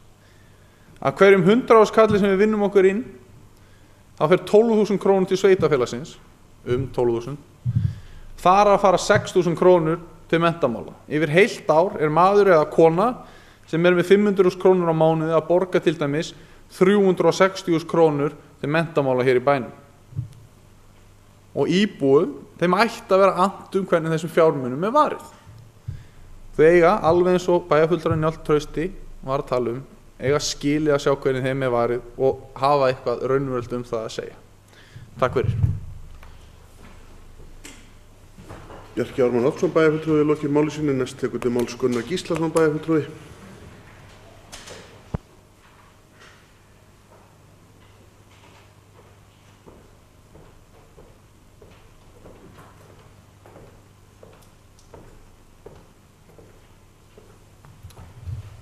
Forseti ágætu bæjarfulltrúar. Ég kann ekki láta hjá líða að koma þessu upp aftur og halda þessum umræðum áfram vegna þess að ég ætla að vera ósammála síðustu 2 ræðumönnum þriðja stjórnsýslustigið. Þess að ég tel það ekki vanlega kosting fyrir okkur, heldur vil ég horfa til þess að sveitarfélögunum verði fækkað enn frekar. Því að þó þeim hafi fækkað mikið, þá hefur raun og verið bilið á milli minnsta og stærsta sveitarfélagsins aukist verulega og það er raun og veru fárleikin í þessu. Og miðað við þá upptalningu sem var hér áðan þjónustu eða hlutfall á þjónustu sem sveitarfélagin veita versus ríki sem að bæjarfulltrúi Sóley fór með hér áðan, það er alveg rétt sko. Að sveitarfélagin hafa miklu meira með stjórnsýslun að gera á Norðurlöndunum heldur en á Íslandi. En það sem er vandamáli á Íslandi er smáði sveitarfélagin vegna þess að mörg af þessum litlu sveitarfélagum þau hafa bara ekki bolmað til að standa undir frekari þjónustu og standa vart undir þeirri þjónustu sem eiga að veita í dag nema þá í miklu samstarfi við önnur sveitarfélag. Og það er rétt að benda á það að jöfnunarsjóður hefur komið þarna inn sem ákveðið jöfnunartæki til þess að jafna tekjur sveitarfélaga með einum og öðrum hætti og það er staðreynd að sveitarfélagin sjálfur að greiða hluta sín útsvari inn í jöfnunarsjóð sem er síðan endur útdeilt sem dæmi. Og það kannski spurningin hvort að það sé eðlilegt að hafa þann háttun á. Ég ekki miklu nær að skerpa bara línurnar og stækka sveitarfélög. Ég stundu haft á orði að mér finnst ekki óeðlilegt að Norðausturland væri bara eitt sveitarfélag. Ég held að sé þetta koma á íbúalýðræði með allt öðrum hætti heldur en þeim en til að hafa smerri sveitarfélög og hafa beina aðkomu að kosningum að 4 ára fresti. Mér finnst miklu eðlilegra að það sé bara hreinlega komið á þannig íbúalýðræði að fólk hafi meira sín mál að segja á milli kosninga og hafi þannig bein áhrif á það hvernig hlutfirnir eru ákveðnir eða hvernig ákvarðantakanir þau. Þegar ég talaði hér áðan þá ræddi ég aðeins ábyrgð okkar varðandi rekstur sveitarfélaga og ég ætla að horfa þannig á þetta. Sveitarfélag ekki öðruvísi en heimili. Heimili sem ekki stendur undir útgjöldum, það fer bara á hvínandi hausinn. Og það engin ástæða til þess að fara í þá vegferð að við getum ekki ráðið með almennilega hætti út úr okkar málum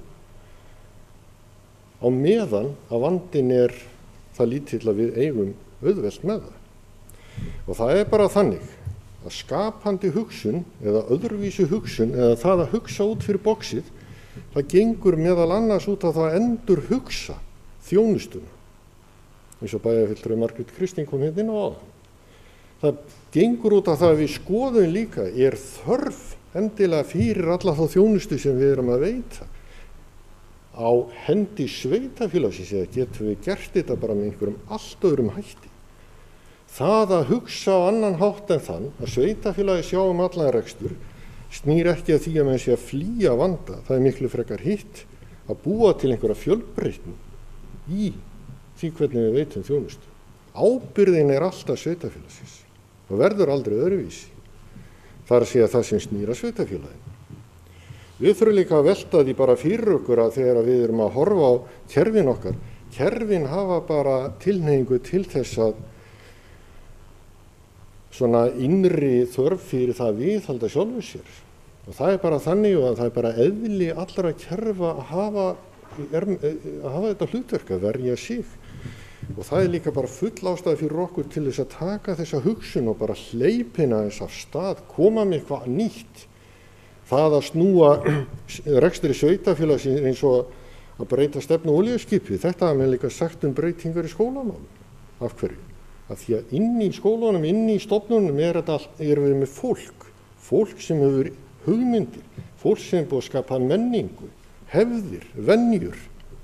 Og þetta allt atriði sem þarf að takast á við, þess vegna þetta langklöpp.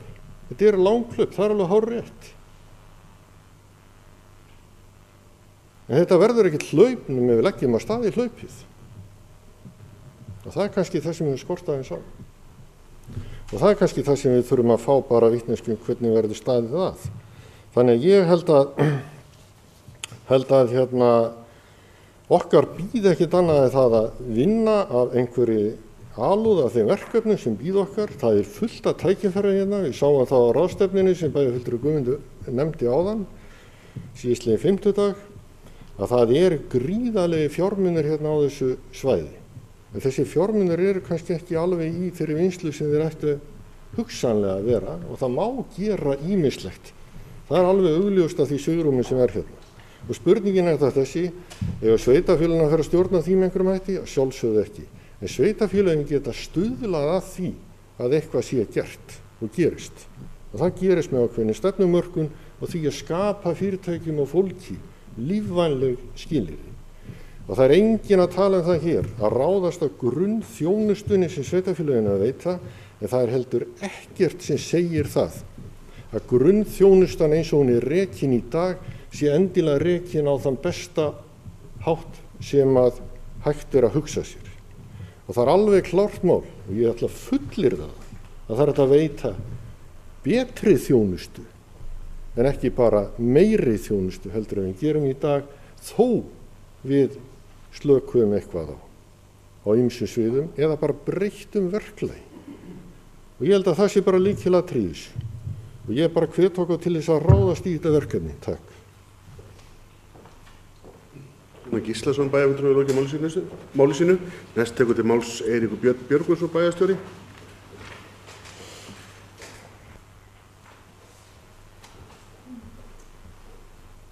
Forseti og ágætu bæjarfulltrúar. Ég vil eins og aðrir þakka kærlega fyrir þessu umræðu. Hún náttúrulega mjög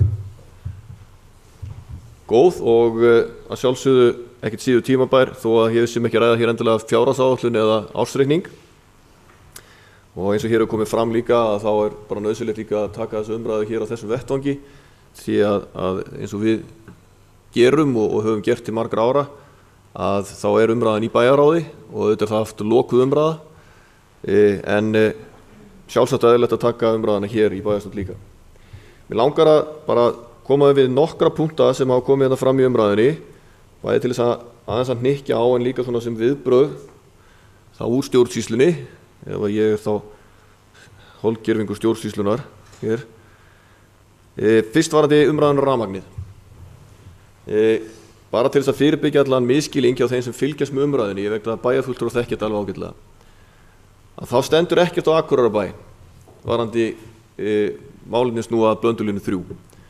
Sveitarfélagið hefur afgreitt skipulagsmálið snúa að Blöndulínu 3 og það verður þess vegna hægt að fara í þá framkvæmdir okkar vegna.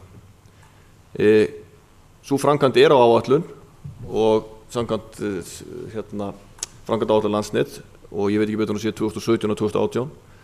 Vandamál aftur á móti með Kröflulínu svo að hún ekkert einu framkvæmdaáætlun og það ábyrgð Landsnets og þó að Akureyrarbær hafi bent á ítrekað að vanti orku í Eyjafjörð, vantar ekkert bara orku hingað til Akureyrar, vantar líka orku hér út með firði að þá hefur Landsnet samt sem áður ekki breytt áætlunum sínum það að fara fyrir í framkvæmdir eða að tengja sig fyrir hingað inn á svæði með Kröflulínu.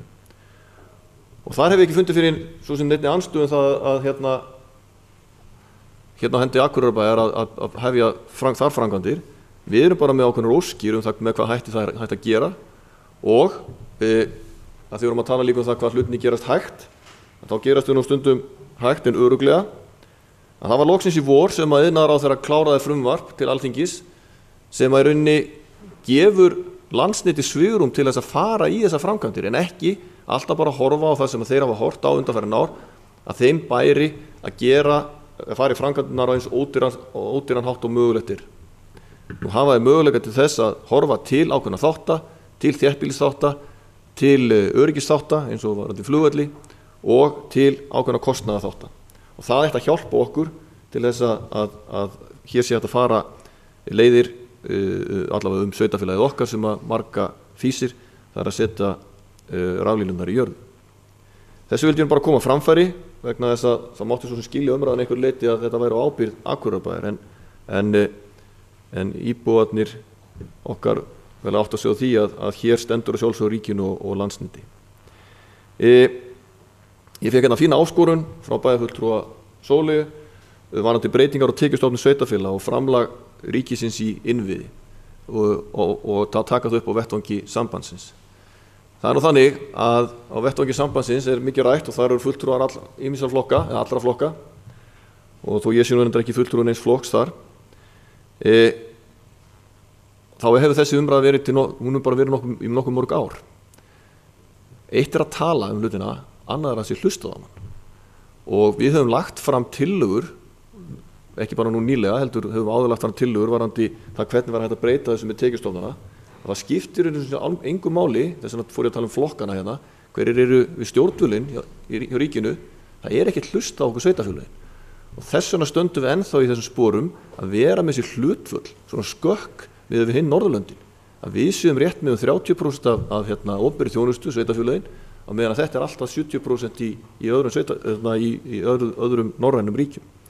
Og auðvitað viljum við taka okkur meiri ábyrgð en það alveg ljóst að það ekki hægt að fela okkur fleiri verkefni með þessum hætti sem gert í dag að gera það með einhverjum þjónustusamningum. Það verður að gera með því að breyta tekjustofnunum og færa okkur tekjur til þess að við getum veitt þessa þjónustu. En ég skal leggja mitt inn í umræðina á vettvangi sambandsins og ég veit að þið gerir það líka inn í ykkar flokkum. Margrét Kristín spurði, getum við skilað öldruna þjónustunni? Nei. Svo umræða hefur verið ekki staðar að það sé hægt. það bara einfaldlega ekki hægt. Ástæðan svo að við erum ekki með neitt formlegt samkomulag við ríkið rekstur öldrunarþjónustu. Við höfum rekið öldrunarþjónustu hér á Akureyri til margra ára og gert það bara nokkuð vel, en fáum svo í rauninni greitt daggjöld til þess að veita þessa þjónustu, og svo hefur umræðan verið ágætt hérna með það hvort við erum að veita og mikla þjónustu með það tekið sem við höfum verið að fá. Það bara mjög góð og holl umræða. En tengist umræðan sem að mörg hafa komið inn á, það með nærþjónustuna. Við getum ekki hætt þessari þjónustu bara 1, 2 og 3 vegna þess að hver ætlar að taka við henni. Það enginn sem skuldbundinn til þess að taka við henni. Það vissulega aðilar sem eru tilbúnir að taka þjónustuna að sér, einkaaðilar, en það virkilega þannig að við þurfum, sem reyndar mjög erfitt fyrir sveitafélag, að fara sömu leið eins og einkaaðilar hafa gert, rauninni að lýsa sig gjaldþrota með reksturinn, og þá fyrst komur ríkið til þess að taka yfir þjónustuna, eins og gerðist til dæmis í Hafnarfirði og sem gerist alltaf í Kópavogi og held ég að gerast í Hafnarfirði líka. Þannig að við þurfum að átta okkur á því að nærþjónusta hlutverk sem við höfum og okkur ber að veita, og til þess að geta veitt hana þá þurfum við að skapa okkur tekjur, hvort sem við gerum það sjálf með þjónustugjöldum eða okkar skatttekjum, og í hinleginu þá að þrýsta á ríkið, en það hefur greinilega ekki skilað neinu eða litlu hingað til. Og þá það menningarsamningurinn, og hér var spurt það hvað við höfum gert varðandi það. Við vorum með menntamálaráðherra hér í bæjarráði í sumar meðal annars og bentum á það þar að það þyrfti að taka upp ýmis mál sem snúa að hans málaflokki, og það var meðal annars komið inn á menningarsamningin. Við ræddum reyndar, það kom líka inn á veturréttamiðstöðuna og fleira, en það þetta með að tala og láta hlusta á sig. Það bara virðist ekki vera, þó við förum fyrir fjárlaganefnd, þó við förum fyrir ráðherra, þá ekki hlustað á rökin sem við leggjum fram. Við erum búin að færa þessi rök svo lengi, sem ég hef allavega unni hérna sem bæjarstjóri, að það akkúrat þetta hlutfall sem bæjarfulltrúi Njáll kom inn á það hlutfallið skakt á milli höfuðborgarsvæðisins, framlaga til menningarstofnana á höfuðborgarsvæðinu og menningarstofnana á landsbyggðinni. Þá segir ríkið, þetta eru þjóðarstofnanir sem eiga náttúrulega að veita þjónustu út á land. Það bara ekki þannig. Ef þessar stofnanir veittu þá þjónustu sem hann ber að veita út á land, þá kannski gætum að keypt þessi rök. En því miður það ekki þannig, og þess vegna erum við að berjast fyrir að fá hærra hlutfall inn í okkar rekstur. Og þetta ekki eins og við sem að biðja einhverjar 10 milljóna. Við erum að fá leiðréttingar upp á nokkrar milljónir. Þannig við getum staðið betur undir því sem við erum að gera og þurfum ekki að taka þá úr eigin vasa. Við höfum svo sannarlega verið að vinna í þessu og hérna, ég viðurkenni það alveg og ég viðurkenni það áður og ég get alveg viðurkenni það enn að hérna stundum verður maður alveg ofboðslega þreyttur að því að maður fara með mál eftir mál eftir mál eftir mál, alltaf sömu málin, og við höfum að taka þú umræð hérna þegar við förum fyrir fjárlaganefnd núna. Ég búin að vera með sömu skýrsluna fyrir fjárlaganefnd frá 2010 og það hægt að strika út kannski 2-3 atriði þar. Sum hafa mér sér dagað bara einfallega uppi vegna þess að þau eru bara honum gömul, það ekki hægt að fylgja þeim eftir lengur. Þetta náttúrulega bara hinn leiðilegi hluti starfsins sem við getum orðað þannig. Spurt var að hvernig við nýttum okkur ekki starfsmannaveltu. Það reynt að gera að nýta starfsmannaveltuna, og það reyndar í rauninni skilyrði allar stjórnenda að skoða hjá sér reksturinn, þar að segja starfsmaður hættir eða hvort sem það vegna aldurs eða af öðrum ástæðum, gott sé ástæð til að ráða í starfið. Við mættum hafa miklu meira aðhald á þessu sviði, en bara benda á nýjasta dæmi í þessu að hérna, og vonandi gengur það bara upp, að forstöðumaður íþróttamiðstöðvarinnar í Glerárskóla að hætta núna vegna aldurs, og við höfum ákveðið í rauninni að ráða ekki í starfi, heldur fela öðrum forstöðumann að taka yfir það forstöðumannsstarf. Þannig að við erum, þó þetta sé eitt lítið dæmi, að þá hérna, þó það sé stór verkefni, ég ætlum ekki að gera lítið úr starfsmönnunum, að þá erum við alltaf að reyna að leita þessara leiða. Og þetta góð ábending og það við þurfum að hnykkja á þessu. Þetta ein leiðin til þess að spara í rekstri, að rýna alltaf starfsmannakostnaði hjá okkur, hvort það sé ástæða til þess að við séum að halda viðhalda starfsmannafjöldunum eða hvort það sé hægt að fækka störfum.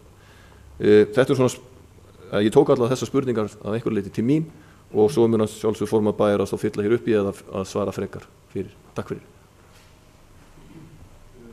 Eiríkur Björgvinsson, bæjarstjóri, hefur lokið máli sínu. Ég ætla að biðja varaforseta Sigríði Huld að taka við stjórnarfundarins og gefa mér orðið.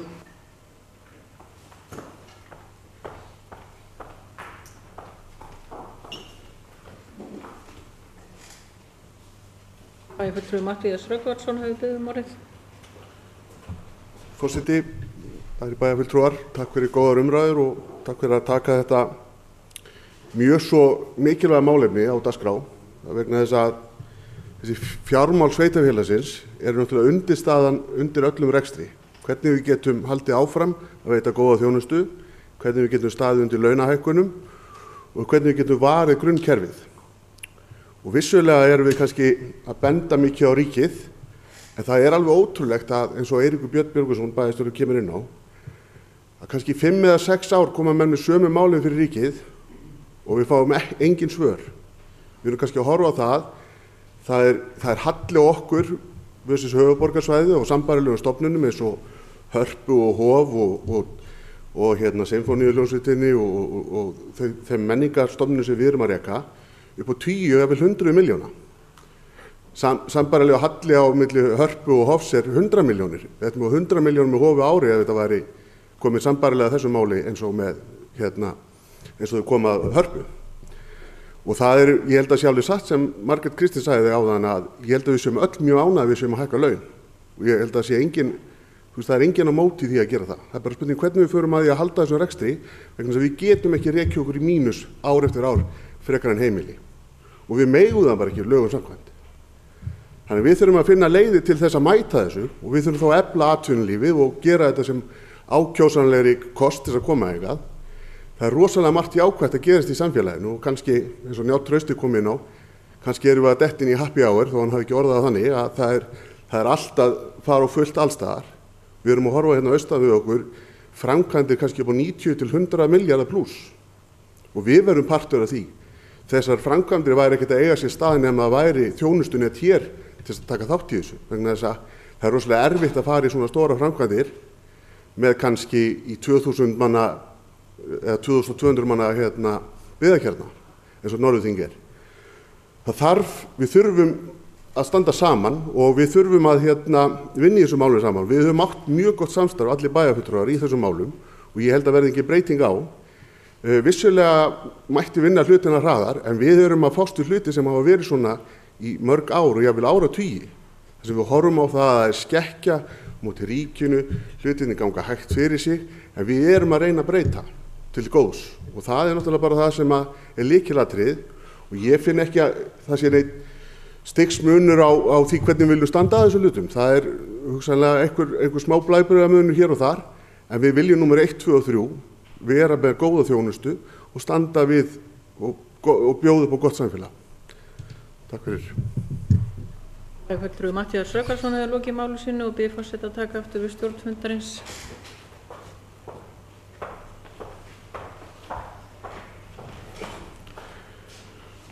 Orðið er laust. Guðmundur Baldur Guðmundsson, bæjarfulltrúi, biður orðið.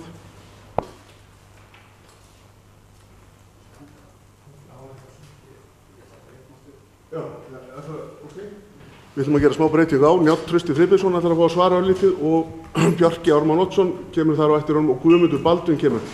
Við verum búin svona 11 í kvöld.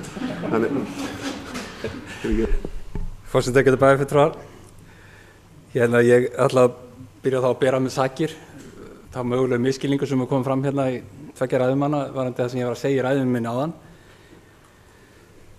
Það að ég sé farin að tala fyrir þriðja stjórnsýslustiginu er býsna langt í land með það sko, þannig að ég hef verið tiltölulega neikvæður í allri umræðum þriðja stjórnsýslustigi síðan ég byrjaði í þessari sveitarstjórnarpólitík, svo það sé nú algjörlega haldið til haga og ég ætla svo ekki að taka langa ræðu það eitthvað núna. Við ættum kannski einhvern veginn að taka hana bara, sem sér mál. Ég held að væri vegna með fróðlegt. Ræðutíma, kannski, já. Ég vil líka það mátti skilja þannig að ég skildi þess að ég var að tala hérna áðan með raforkuflutninga hérna í Eyjafirði og tengingar okkar gegnum raforkukerfi að það væru lélegar og hefðu ekki verið slæmar mjög lengi eða þá nokkur ár. Ég var með engum hætti tók það fram. Ég sagði Landsnet. Þeir hafa ekki verið að sinna sínum skildum í þessu ferli. Þeir hafa þetta hlutverk, lögbundna hlutverk að sinna raforkuflutningum á landinu og tengja byggðirnar. Þannig að svo því sé nú algjörlega haldið til haga. það er mikilvægt að það sé komið skýrt fram manni. Og og þetta vona ég að gangi vel í Norðurþing með þessu 3000 manna sveitarfélagi með framkvæmdina miklu fyrir austan. En ég langar rétt kannski bara að spyrja úti varandi sem bæjarfulltrúi, þá er erfitt að fylgjast með kannski varandi starfsmannaveltu bæjarins, þau erum að ræða fjármálabæjarins og fjárhagshallinn gerðu, þetta launaþátturinn mjög hár, bara svona eftir minni og bæjarfulltrúi Guðmundur Baldvin getur þá komið með þá eftir að þá erum við að tala að ég held ég að síðasta ár var þetta cirka 56% launahlutfalli hjá bænum í rekstrinum og alltaf stefni ekki 60% núna. Ertu með, þú getur ekki svaraði, en þetta er náttúrulega gríðarlega stór hluti af þessu og síðasta tala sem ég man einhvern veginn eftir hvort það voru 1600 stöðugildi hjá bænum og hvort að starfsmenn voru kring 2200 en í 1600 stöðugildum það bil. En það er þetta með starfsmannaveltuna sem að bæjarstjóri kom aðeins inn á þann að hvernig hún kemur fram í stjórnum bæjarins upplýsingar, ég bara pæli upplýsingarstreyminu í stjórnsýslu bæjarins varðandi starfsmannaveltuna, hvernig þetta eiginlega upplýsingarna berast og síðan það frá stjórnendum og embættismönnum viðkomandi deild og annað, hvernig raunverulega, þetta verður eitthvað gegnsæi í þessu, þannig að við vitum hvað er að gerast. Bara svona, kannski ekki alveg að mér á hreinu hvað er að spyrja en skilji meininguna. Bara reyna að fá tilfinningunum fyrir þessu, hvernig þessu er háttað og nú mann ég til dæmis ekki hvað þetta er í 1600 stöðugildum, hvað er cirka á ári þá hlutfallið í starfsmannaveltu. Ég hef einhvern að heyrt það. Þannig að það væri, og kemur þetta fram kannski hjá stjórnendum í skipunarbréfum eða hvernig þetta funkar á stjórnsýslan það hvernig þeir eiga að sinna þessu og er einhver stefna akkurat kannski í gangi núna hjá sveitarfélaginu því ástandi sem er ríkjandi núna. Auðvitað er það þannig að eins og vorum að koma á þann og forseti bæjarstjórinn tala happy hour sem geti verið á næsta leiti að atvinnuleysi á Akureyri síðasta tala sem ég heyrði var 2,8%, töluvert undir landsmeðaltali og það er ef menn ætla að gera eitthvað nota sem sagt í svona stærri samhengi hluta þegar það er mikið af störfum í gangi í umhverfinu hjá okkur núna að þá er ákveðið tækifærið að núna ef menn ætla að reyna að fara eitthvað svona þessa leiðir í hagræðingu, ef menn sjá okkur færi í því. Auðvitað hlýtur það alltaf að vera í allri stjórnum bæjarins, þetta hlýtur alltaf að vera mjög hátt á lofti að fylgjast með þessu með hagræði á starfsmanna, vegna þess að þetta eru náttúrulega eins og segja kannski komið hátt í 60% rekstri bæjarins og þetta er raunverulega stærsti þátturinn í því í hagræðingu. Hvernig sem hún næst fram með tækni nýri tækni eða hvaða hætti og fyrir kannski eins og í næsta umræði efni eftir að ég held að kannski að tækni hvort að hún sé ekki eftir að eiga svolítið svona stórt hlutverk á næstu árum í þessum málum. En ég er þá búinn að bera að mér að ég hef sérstakann áhuga á 3. stjórnsýslustiginu og að Landsnet hafi þetta lögbundna hlutverk að tryggja raforkuflutninga á landið. Það er þeirra hlutverk Landsnet. Takk. Já, Trausti Friðbertsson, bæjarfulltrúi, lokið máli sínu. Næst tekur til máls Bjarki Ármann Oddsson, bæjarfulltrúi. Já, forseti, bæjarfulltrúar. Ég ætlaði nefnilega líka að byrja á því að bera með sakir. Þó, eins og ég segi, ég er ekki harður stuðningsmaður 3. stjórnsýslustigsins per se, en ég vil að við skoðum þetta. Eins og ég segi, ég vil að byggðirnar hafi meira það að segja hvað er gert í þeirra byggðarlagi. Ég vil að þessi ákvörðun sé ekki tekin miðlægt á ríkisvaldinu. Ég vil til dæmis að Eyjafjörður eða Norðurland eystra gæti bara byggt Vaðlaheiðargöng á 10 ára fresti en þið sýndist svo. Þetta er allavega sjónarmið. Hvort sem það er þá kosið beint til einhvers millistjórnsýslustigs eða hvort það sé vettvangur eins og Eyþing eða annað sem tæki þessa ákvörðun. En svona hefðbundin verkaskipting stjórnsýslustig á Norðurlöndunum er þannig að peningahagkerfi, stjórnarskrá, varnir, lög og samskipt við önnur lönd er á verkefni á landsvísu. Félagsmál, heilbrigðismál, vegagerð, menntun og svæðaskipulagsmál er á fylkis eða sem sagt svæðisbundin verkefni AMTA og það þá fasteignir, bókasöfn, íþrótt- og æskulýðsmál, sorpeyðing, sundlaugar og grunnskólar sem eru á verkefnum sveitarfélaga. Þetta svona ein klassíska skipting og ég vil segja að þetta á Íslandi þá er þetta tvískipt og við erum náttúrulega bara með 2 stjórnsýslustig en eins og ég segi, ég ekki talsmaður 3. stjórnsýslustigsins en ég vil endilega að við skoðum aðrar leiðir sem eru í boði. Takk fyrir. Bjarki Ármann Oddsson, bæjarfulltrúi, lokið í máli sínu. Næst tekur til máls Guðmundur Baldur Guðmundsson, bæjarfulltrúi.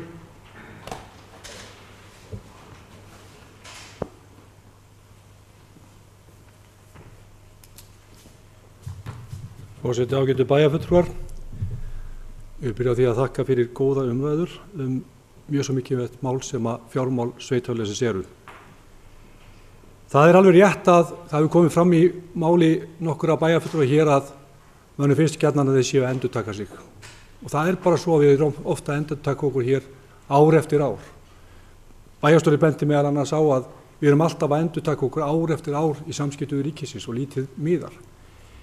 Við höfum samt reynt að gera ýmislegt til að breyta hlutum hér hjá okkur. Bæjarfulltrúi Eva kom inn á það hér áðan að við erum byrjað að vera með mánaðleg uppgjör hjá nefndum sem að eykur skilning nefndarmanna og eflir eftirlit með fjármunum okkar sem að ég tel að vera mjög mikilvægt. Það er eitt af því sem við höfum staðið fyrir. Það er líka rétt sem bæjarfulltrúar hafa bent hér á að við hefum gjarnan vilja vera komið með hlutina aðeins fyrr á stað varðandi úttektir. Þetta hefur tekið sinn tíma og auðvitað hefði maður í hinu fullkomna heimi vilja sjá þessa hluti gerast fyrr. Við ákvaðum það þegar við vorum að vinna þetta á sínum tíma í byrjun árs, eða ekki byrjun árs, það var í vorbyrjun þegar við ætlum að fara að keyra úttektir, þá sáum við fram á það að þegar ég tala úttekta á öldrunarheimilinu að það væri betra að geyma það fram á haustið vegna þess að það náttúrulega myndi kannski ekki nýtast vel yfir sumarmánuðina. Við heldum líka og vorum að vonast til þetta myndi kannski ekki taka jafn langan tíma eins og verkáætlunin gerir ráð fyrir og verður rædd hér í bæjarráði á fimmtudaginn. En hins vegar er þetta mjög metnaðarfull úttekt og hún akkúrat tekur á þeim stóru málu sem við erum að spurja hér í dag. Meðal annars, er þetta rekstur sem við eigum að veita? Erum við að veita of mikla þjónustu? Og svo framvegis.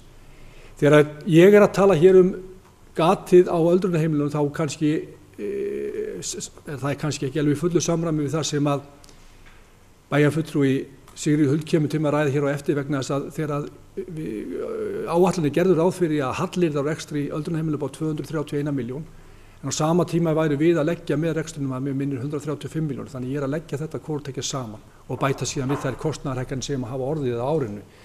Þannig og er ég þá ekki búin að taka til starfsmatsins sem er nú að detta á okkur. Þannig að það er svona bara til þess að fyrirbyggja það.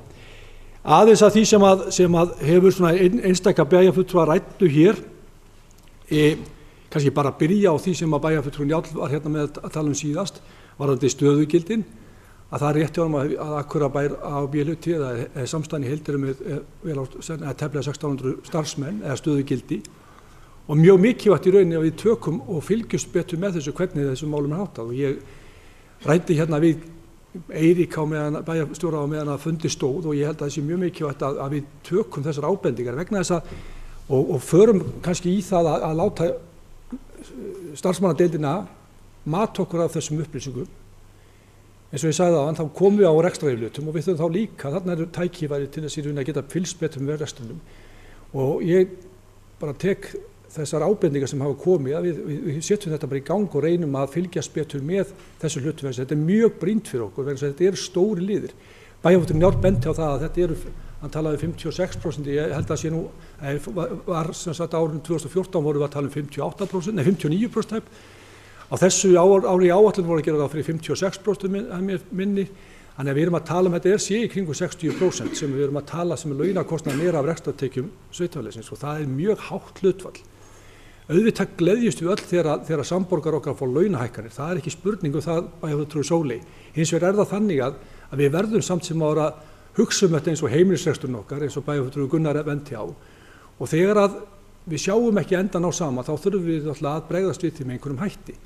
Við getum sér líka tekist á það hvernig við viljum sjá reksturinn og þetta hefur komið fram hér í máli bæjarfulltrúa að það er mismunandi sýn á hvernig standa í restur til að mynda grunnþjónustu og ýmsu þjónustu sem við erum að veita og það er eðlilegt. Hins vegar kannski finnst mér það bera standa upp úr þessari umræðu hversu frjó og góð þessi bæjarstjórn er, þannig að hér hafa komið margar góða tillögur og menn hafa verið að ræða hér mjög mikilvæg málefni og bent á og þetta er eitthvað sem við ekki notum í þetta söfnum þessu saman og vinnum með. Ég talaði í máli mínu mikilvægi þess að við innum saman og mér heyrist að það vera vilji frá bæjarfulltrúum til að halda því áfram. Við munum gera okkar besta til þess að veita betri upplýsingar til að mynda sem að bæði bæjarfulltrú Gunnar og Eva kölluðu eftir. Þannig að við munum reyna að gera okkar besta. Það sem hins vegar það menn töluðu hér að við erum að taka sömu ræðurnar. Já, við erum að taka sömu ræðurnar mörguleyti. Hins vegar erum við að taka þessa ræður núna fyrr. Við erum núna að fara á fullu í þetta. Nefndir eru að skila til okkar fjárhagsáætlunum eða sem sagt drögum að fjárhagsáætlunum. Þannig að við getum þá farið og einhengt í þessa vinnu núna og vonandi náum við aðeins betri vinnu heldur en á síðasta ári. Eins og ég er sammála mörgum bæjarfulltrúum að við vorum kannski svolítið sein með það. Ýmislegt það hefur komið hérna í máli manna hvernig stendur á því að þessi umræða hafi, þessar úttektir séu gerðar núna á þessum tíma, ég reyndi að útskýra það, þetta er kannski besti tíminn til að mörguleyti til að vinna svona úttektir, það er ekki gott að gera þetta yfir sögumánuðina, þannig ég tel að við verðum bara svolítið að treysta á bæði okkur og ekki síður starfsfólk, þetta er alltaf mæðir verulega starfsfólk í þessar úttektir, en í dag var stjórnsýslu úttekt kynnt hér fyrir fjölmennum hópi starfsmanna og ég get ekki heyrði ekki betur á bæjarstjóra áðan að menn höfðu bara litist ágætlega á þessar hugmyndir og menn eru virkir, menn vilja að fá að taka þátt í þessari vinnu. Kannski reyna að finna einhverja punkta sem að menn töluðum. Já, bæjarfulltrúi Njáll talaði hagvöxtinn og vildi fá svör við því hvernig við ætlum að bregðast við og að skuli sér draga úr hagvexti á landsvísu. Akkur er nú ekki kannski stærsti gerandi í þessu máli. Framkvæmdir okkar á síðustu árum hafa ekki verið miklar. Það er bara þannig. Ef við horfum bara til þess árinu 2011 til 2014 ef við tökum út úr framkvæmd sem við unnum hérna fyrir ríkið, það er að segja við eigfarðum hjá okkur og færðum sem framkvæmd öldrunarheimilið í lögmannslíð. Þannig ef við horfum bara til þess þá eru framkvæmdir á árinu 2011 til 2014 að meðaltali 900 milljónir króna. Það er gert ráð fyrir að framkvæmdir séu 965 milljónir á þessu ári og á næstu 3 árum er gert ráð fyrir að meðaltali verði kannski 1100 milljónir króna. Þetta eru engar tölur í samanborði við það sem var að meðaltali árinu 2002 til 2010 þegar mesta þensla var í samfélaginu sem hefur þekkst. Þá erum við að tala að meðaltalið var 2,1 milljarður á ári. Þannig við erum að tala það að Akureyrarbær í dag, og þetta er svona á núvirði, að við erum að tala það að Akureyrarbær að framkvæma fyrir réttum 1 milljarði minna á ári heldur en var á uppgangstímanum 2002 til 2010. Þannig ég tel nú ekki að við séum með þessu framkvæmdum okkar að auka hagvöxtinn.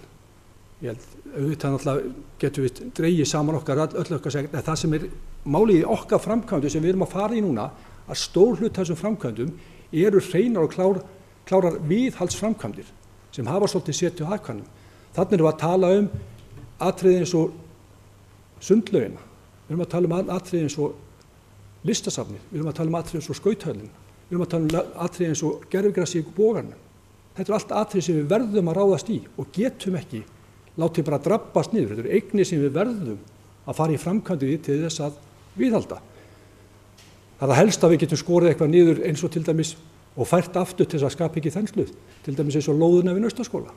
Við getum hugsanlega fært hana aftur. Það er kannski ekki brýn framkvæmd, þannig að það er bara svona benda á hvernig við erum að fara í hvað við erum að fara. Það er líka svolítið merkilegt í rauninni með það og einhver bæjarfulltrúi benti hér á til að mynda hvort að við værum bara betur stettir með þessa þjónustu hjá ríkinu. Það er merkilegt að núverandi heilbrigðisráðherra sem satt hér í bæjarstjórnarsól á þessum uppgangsárum þar sem að þenslan var nú sem mest og við framkvæmdum hvað mest, hann situr nú í ráðherrastól, hann tók á okkur heilsugæsluna sem við töldum vera mikið vægt fyrir okkur upp á samlegð. Hann er núna tilbúin að bæta 200 milljón krónum eftir því sem einhver sagði hér áðan. Ég kann ekki tölunan alveg nákvæmlega, en hann er tilbúin að bæta verulega inn í þessa þjónustu. Hann var ekki tilbúin til þess á meðan það var hjá okkur. Þannig að þetta svolítið nöturlegt til þess að vita að ef við færum þetta þjónustu yfir til ríkisins að þá eigi peningarnir að koma. Það nauðsynlegt fyrir okkur, bæjarfulltrúi Sóley benti á það er mikilvægt fyrir okkur að halda grunnþjónustunni hjá okkur. Við getum beitt hana besta og við eigum að hafa hana og við viljum gera það. Þannig samfélagi vil ég búa í og þannig tel ég að við viljum flest búa í.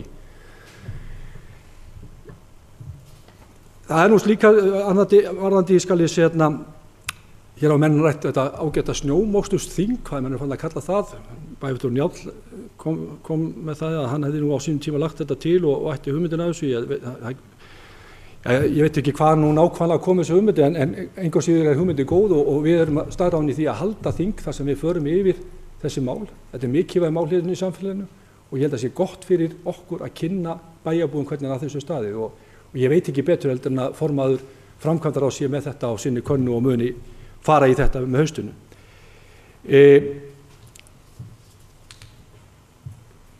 Eva Hrund spurðist fyrir skal ég segja ykkur menningarsamningin og bæjarstjóri fór inn á það að við erum náttúrulega búin að ræða við Illuga ráðherra þetta mál.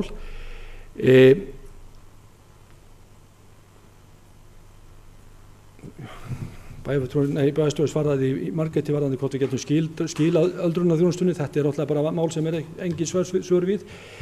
Mér langar svona aðeins líka, ég held að ég sé bara búin að taka það sem skal ég segja mann kom inn á, en mér langar aðeins til að taka undir með því sem bæjarfulltrúi Njáll sagði áðan og mjög mikilvægt að þessar 2 krónur sem að fara suður og 1 kemur tilbaka, þetta bara svoleiðis í dag og hefur alltaf verið.